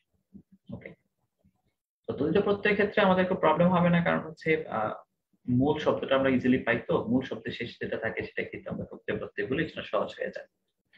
শব্দ, শব্দটা আমরা পড়েছি এখানে, এইখানে এসে গঠনগত আর অর্থগত প্রকারটা দেওয়া আছে। তো গঠনগত অর্থগত আমরা পড়েছি, যেটা ভাঙা যায় না এটা মৌলিক, যেটা ভাঙা যায় এটা সাধিত। অর্থগতের মধ্যে যেটার অর্থ একই রকম হয় এটা যৌগিক, এখানে অল্প কয়েকটা শব্দ আছে, আচ্ছা বেশি আমি করেছি। রোবা রুড়ি, এখানে 5টা শব্দ দেওয়া আছে মাত্র, যোগরোর 4টা শব্দ দেওয়া আছে। এখানে যে 5টা 4টা দেওয়া আছে না, যোগরোর এবং রুড়ির, এই 4টা 5টা একটু ভালো করে পড়বেন। আমরা হচ্ছে আপনাদেরকে মনে আছে কিনা মার্ক করে দিয়েছিলাম একটা শব্দ ভালো করে দেখতে। তো এখানে বইয়ের যেটা একটা আছে, এখানে একটু ভালো করে অর্থ মনে রাখবে, কারণ বইয়ের 2টা করে অর্থ দেওয়া আছে। যেমন ধরেন বাঁশি, বাঁশি দিয়ে আমরা এমন কোনো বস্তু বুঝি, শব্দটি সুরের বাদ্যযন্ত্র অর্থে। একটা বাঁশ থেকে তৈরি এমন কিছু বুঝি না, এটা হলো মূল অর্থ, কিন্তু আমরা ব্যবহার করি বাদ্যযন্ত্র। পদ প্রকরণ, পদ প্রকরণের ক্ষেত্রে আমরা যথেষ্ট বুঝিয়ে পড়েছি সবগুলাই। এরপরেও চেষ্টা করবেন এখান থেকে বিশেষণ পদ যখন পড়বেন তখন এই যে নাম বিশেষণের যে প্রকারভেদ গুলো আছে এটা একটু দেখার, এটা ইম্পর্টেন্ট। মনে করে দেখেন, এটা ছবি তুলে আপনাদেরকে দেখাইছি, এটা ইম্পর্টেন্ট, এটা বোঝানোর জন্য। আচ্ছা, এরপরে হচ্ছে বিশেষণের অতিশায়ন, এটা একটু পড়বেন। অতিশায়ন মানে কাউকে তুলনা করার ক্ষেত্রে আর কি, বৃহত্তম, দীর্ঘতম, মানে তুলনা করার ক্ষেত্রে যে শব্দগুলো আমরা ব্যবহার করি, সবচেয়ে বড়, সবচেয়ে, চেয়ে, দীর্ঘতম, বৃহত্তম, ক্ষুদ্রতর, মানে কোনো কিছুকে তুলনা করার জন্য যেটা বলি আর কি, ওটা হচ্ছে বিশেষণের অতিশায়ন, এটা একটা কনসেপ্ট। আচ্ছা, এটা দেখতে পারেন। আর এই চারটা একই শব্দ কখন বিশেষ্য হয়, কখন বিশেষণ হয়, তো এটাও মনে করে দেখেন, ছবি তুলে আপনাদেরকে পড়াইছিলাম। শুধু এখানে একটা কাজ করবেন, এখানে চেঞ্জ করে নেবেন, এই যে শীতকাল, শীতকালটা হয়ে যাবে বিশেষ্য, আর শীতের সকাল এটা হয়ে যাবে বিশেষণ। এই দুটো একটু পুরো পালট হয়ে গেছে আর কি, এটা একটু চেঞ্জ করে নেবেন। এই চারটা ইম্পর্টেন্ট, আর এখানে একটু চেঞ্জ করে নেবেন, এটা একটু উল্টা পাল্টা হয়ে গেছে। আচ্ছা, সর্বনামের ক্ষেত্রে কোনটা কি ধরনের সর্বনাম, এটা আমরা এখানে ছবিটাই দেখিয়েছি আপনাদের স্লাইডে, তাও এটা টিকশন দিয়ে রাখবেন। এরপরে সর্বনামের অনেকগুলো আজেরা পেশাল আছে, এগুলো দরকার নেই, এগুলো বাদে, এগুলো পুরুষ টুরুষ, এগুলো দরকার নেই।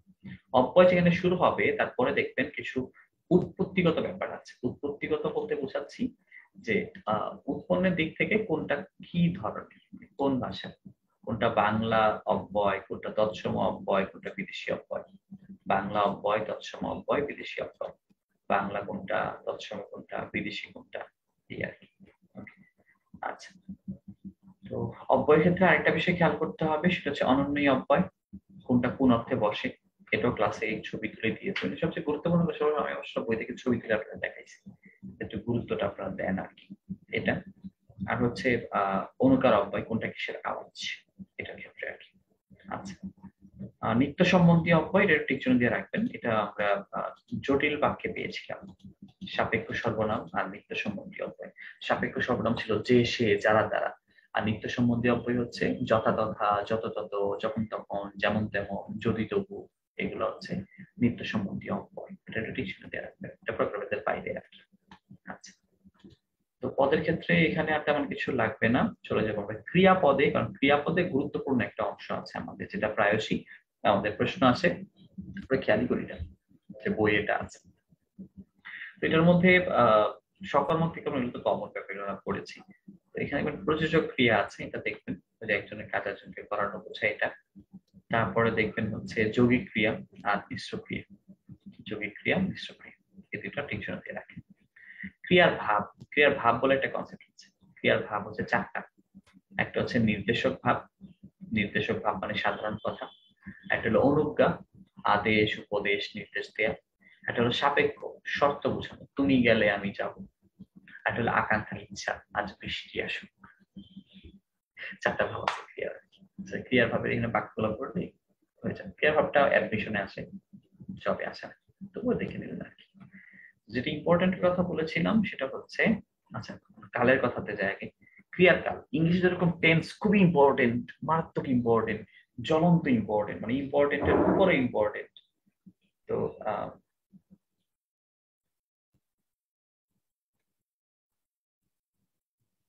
তো সেদিক থেকে কালাতে ইম্পর্টেন্ট না। তবু এখানে দুইটা বেসিক বিষয় দেখবেন। একটা বেসিক বিষয় হচ্ছে নিত্যবৃত্ত।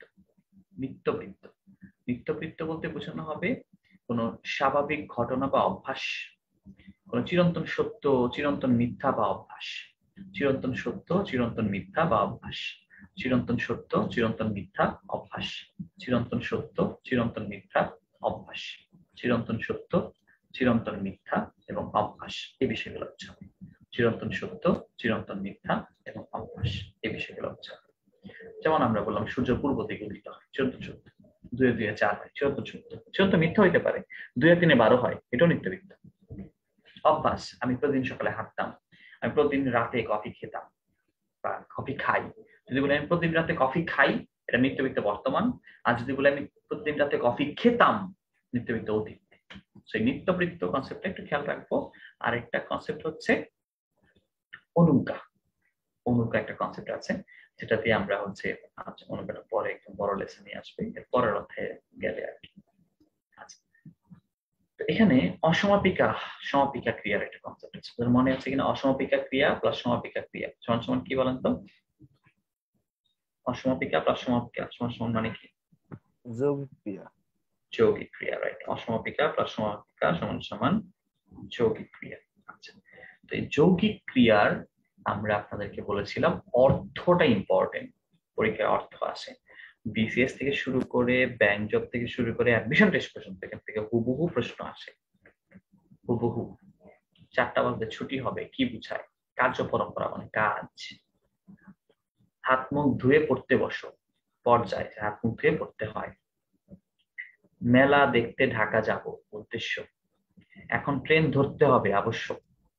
সেই অর্থগুলা এখান থেকে পড়তে হবে। আপনাদের মনে আছে কিনা ক্রিয়াপদ পরামর্শে বলেছিলাম, পেজ নাম্বার 126, 127, 128, 129, এই পেজগুলো দেখতে।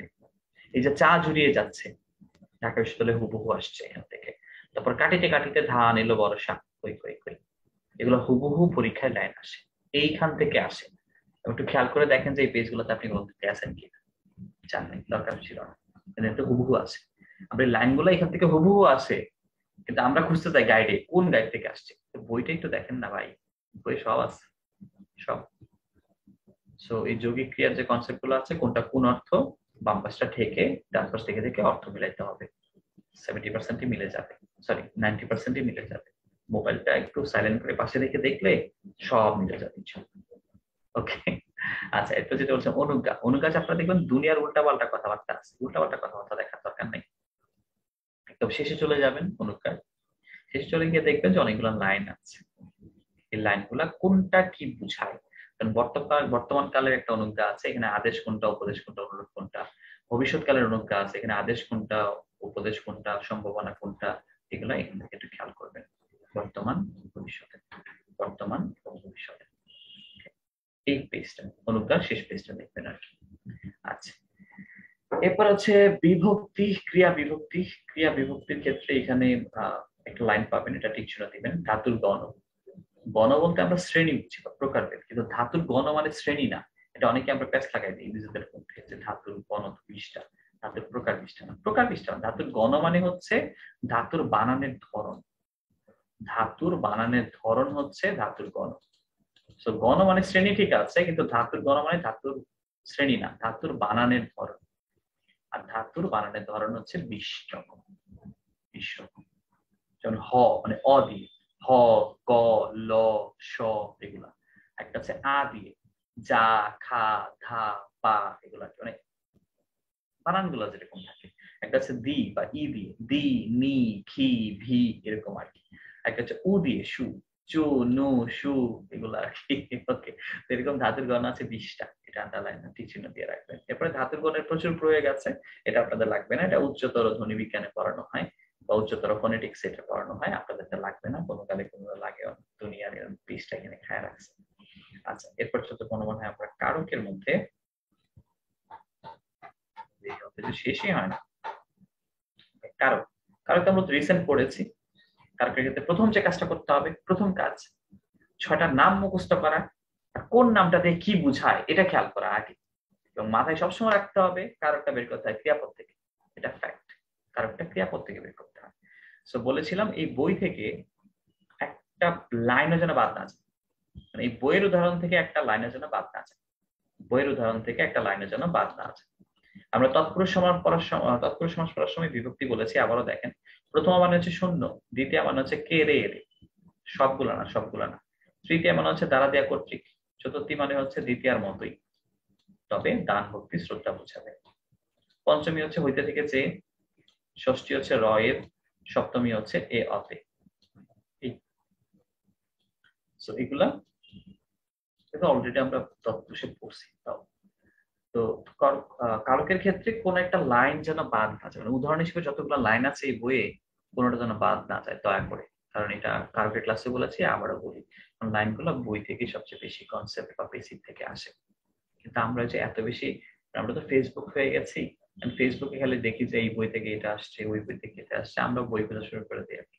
কিন্তু এটা চেষ্টা করবেন যে আমরা যেন মূল টেক্সট একটু দেখি। এটা একটু মার্ক করবেন, সম্বন্ধ পদের মধ্যে গিয়ে দেখবেন এটা আছে, কোনটা কি ধরনের সম্বন্ধ। সম্বন্ধ মানে হচ্ছে যখন একটা শব্দ ক্রিয়ার সাথে সম্পর্ক না রেখে পাশের শব্দের সাথে রাখে। যেমন আমরা বললাম যে রাজার রাজ্য, রাজার রাজ্য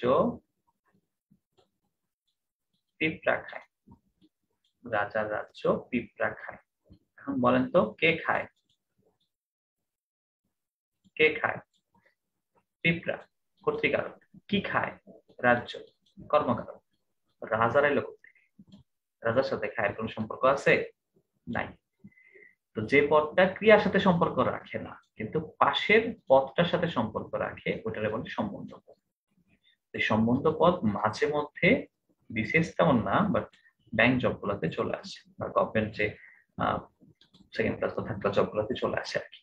তো সেক্ষেত্রে এটা একটু দেখে নেবেন কোনটা কি ধরনের সম্পর্ক। যেমন রাজার রাজ্য, প্রজার জমি, এগুলো অধিকরণ করে স্থান হিসেবে।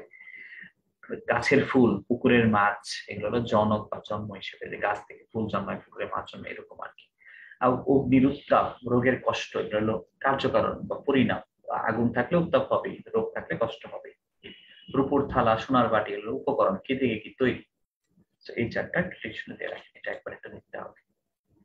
আচ্ছা, আর বাকি যেগুলো আছে কারকে আবারও বলি, লাইন গুলো একটু দয়া করে প্রত্যেকটা লাইন খেয়াল করতে হবে। অনুসর্গ, অনুসর্গের ক্ষেত্রে একটু মার্ক করে নিবেন, এটা দুইটা নাম।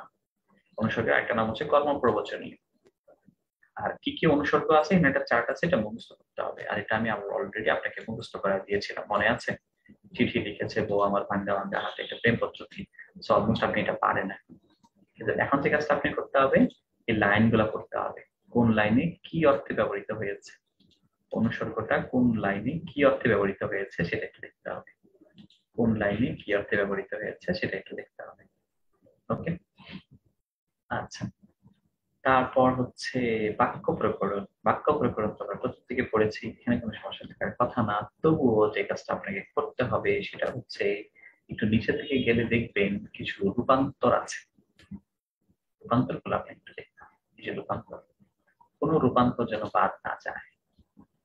এখানে যতটা রূপান্তর আছে এর চেয়ে বেশি রূপান্তর আমরাই ক্লাসে আপনাকে বুঝিয়েছি, তবু এখানে যে রূপান্তর গুলো আছে কোনোটা যেন বাদ না যায়। হ্যাঁ, এখানে দুইটা রূপান্তর আছে একটু বিদ্ঘুটে। একটু বিদ্ঘুটে মানে হচ্ছে যৌগিক বাক্য বাট মাঝখানে অব্যয়টা আসেনি। এই মাঝখানে অব্যয়টা আসেনি বলে এটা নিয়ে নানা রকম মানুষ নানা রকম ঠিক আছে, দুইটা বাক্য একটু ঝামেলা আছে, ঠিক করে নেবেন। যৌগিক বাক্য মাঝখানে অব্যয় আছে, যেগুলো যে এটা এই গ্রামে একটি দরগা আছে, সেটি পাঠান যুগে নির্মিত। তো এখানে হচ্ছে আহ অব্যয় ছিল আর কি, অব্যয়টা এখানে নেই। এই জন্য এটাকে অনেকেই ইন্ডিকেট করছে যে এটা ওইটা এটা ওইটা এইসব। তো এরকম দুইটা বাক্য, যেমন দোষ স্বীকার করো তোমাকে শাস্তি দেবো না, তো এখানে একটা অব্যয় ছিল, অব্যয়টা মিসিং হয়ে গেছে। অব্যয় ছাড়া যৌগিক হয় না, যৌগিক মানেটা একটা অব্যয়কে যোগ করা, এই আর কি। তো এখানে যে কয়েকটা বাক্য আছে সবগুলা যেন একবার করে হলেও হয়। এরপর হচ্ছে মুখস্থ টপিক, এরপরে সবগুলো মুখস্থ টপিক আসবে। আচ্ছা, মুখস্থ টপিকের ক্ষেত্রে আমাদের একটা কনসেপ্ট হচ্ছে কি, যে আমরা আমরা শ্রমিক মিডিয়াম অনেক মুখস্থ করি। কেউ কেউ আবার যে বকর ভাইয়ের এটিএম বই কিনেছে, জানিয়ে রাখি বকর ভাইয়ের যে ওই দুটো বই আছে 100 মিটার রাইটার ছিল, নাম দিয়ে রাখছে, আমি লিখি নাই। এবং এই যে এটিএম নামটা বা এটিএম বইয়ের যে কনসেপ্ট, আপনারা কেউ যদি বকর ভাইয়ের সাথে পরিচিত থাকেন কোনোভাবে, তো জিজ্ঞেস করেন যে এই কনসেপ্ট আপনাকে কে দিয়েছে বা এটিএম নামটা কে দিয়েছে, তাহলে বুঝবেন আমি কি টাইপের রিক্সাওয়ালা। আপনারা বাজারে যে বইগুলো পড়েন, বিশাল বড় বড় বই থেকে আমাকে সলভ দেখান, তার মোস্ট বইয়ের টাইটেল, নাম, এমনকি এডিট, এমনকি উপাদান পর্যন্ত আমার আমার প্রত্যয় শীটের বলেন বা আমার টেকনিক বলেন, সব বই আছে, এমন কোনো বই না যে বই এড করে নাই। এখন আমার চেয়ে সিনিয়র যারা আছে মোস্ট, এরকমটা নাই, কিন্তু যারা সমসাময়িক যে বইগুলো নিয়ে আপনারা মাতামাতি করেন বা ফেসবুকে লিখেন, এই বইয়ের কোনো না কোনো জায়গায় আমি আছি। আমার বই সব বই টাল শুধু সংখ্যা।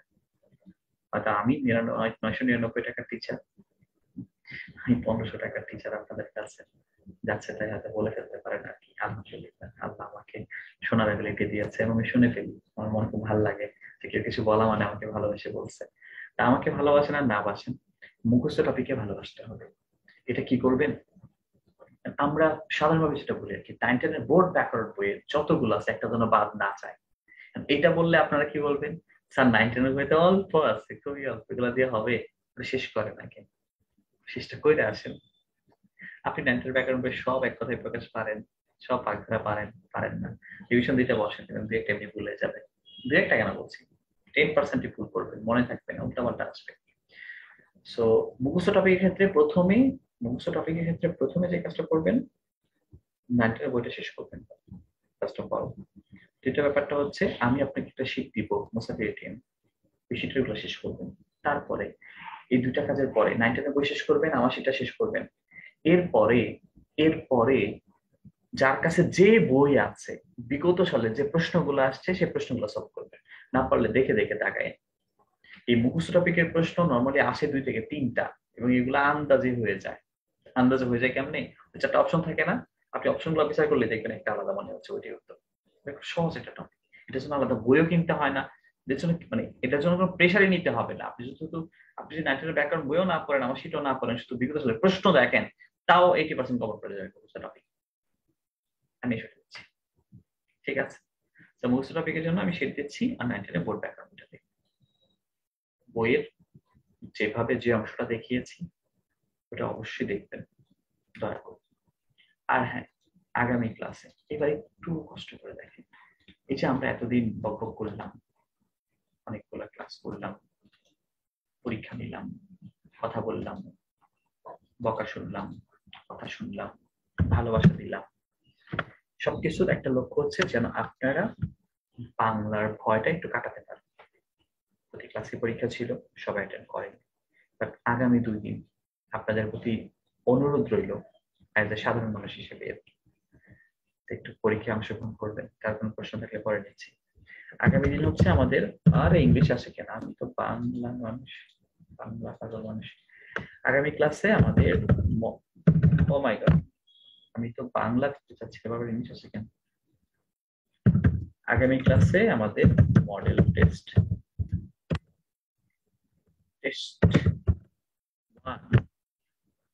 আগামী ক্লাসে আমাদের মডেল টেস্ট 1 এবং পরীক্ষাটা হচ্ছে এমসিকিউ তে হবে। সিকিউ হবে না, এমসিকিউ বানান ঠিক আছে, ইংলিশটা বাংলা লিখে কেমন দেখে। ওকে, আগামী ক্লাসে এমসিকিউ পরীক্ষা হবে। সিলেবাস কি? সিলেবাস হচ্ছে লেকচার 1 থেকে 6 ঠিক টাইম পরীক্ষা হবে। আগামী ক্লাসে মডেল টেস্ট 1 এমসিকিউ টাইপের এবং লেকচার 1 থেকে 6 পর্যন্ত। এটা হচ্ছে আগামী কি বার? আগামী বুধবার। ওকে, আগামী সোমবার model test 2 same MCQ type পরীক্ষা এবং ওইটাই হবে আমাদের শেষ ক্লাস, যেটাকে আমরা সমাপনী ক্লাস বলি। সমাপনী ক্লাস বা সাজেশন ক্লাস, এগুলো সমাপনী বা সাজেশন দেওয়া এইগুলো আর কি। তাহলে আমাদের ক্লাস আছে 2টা।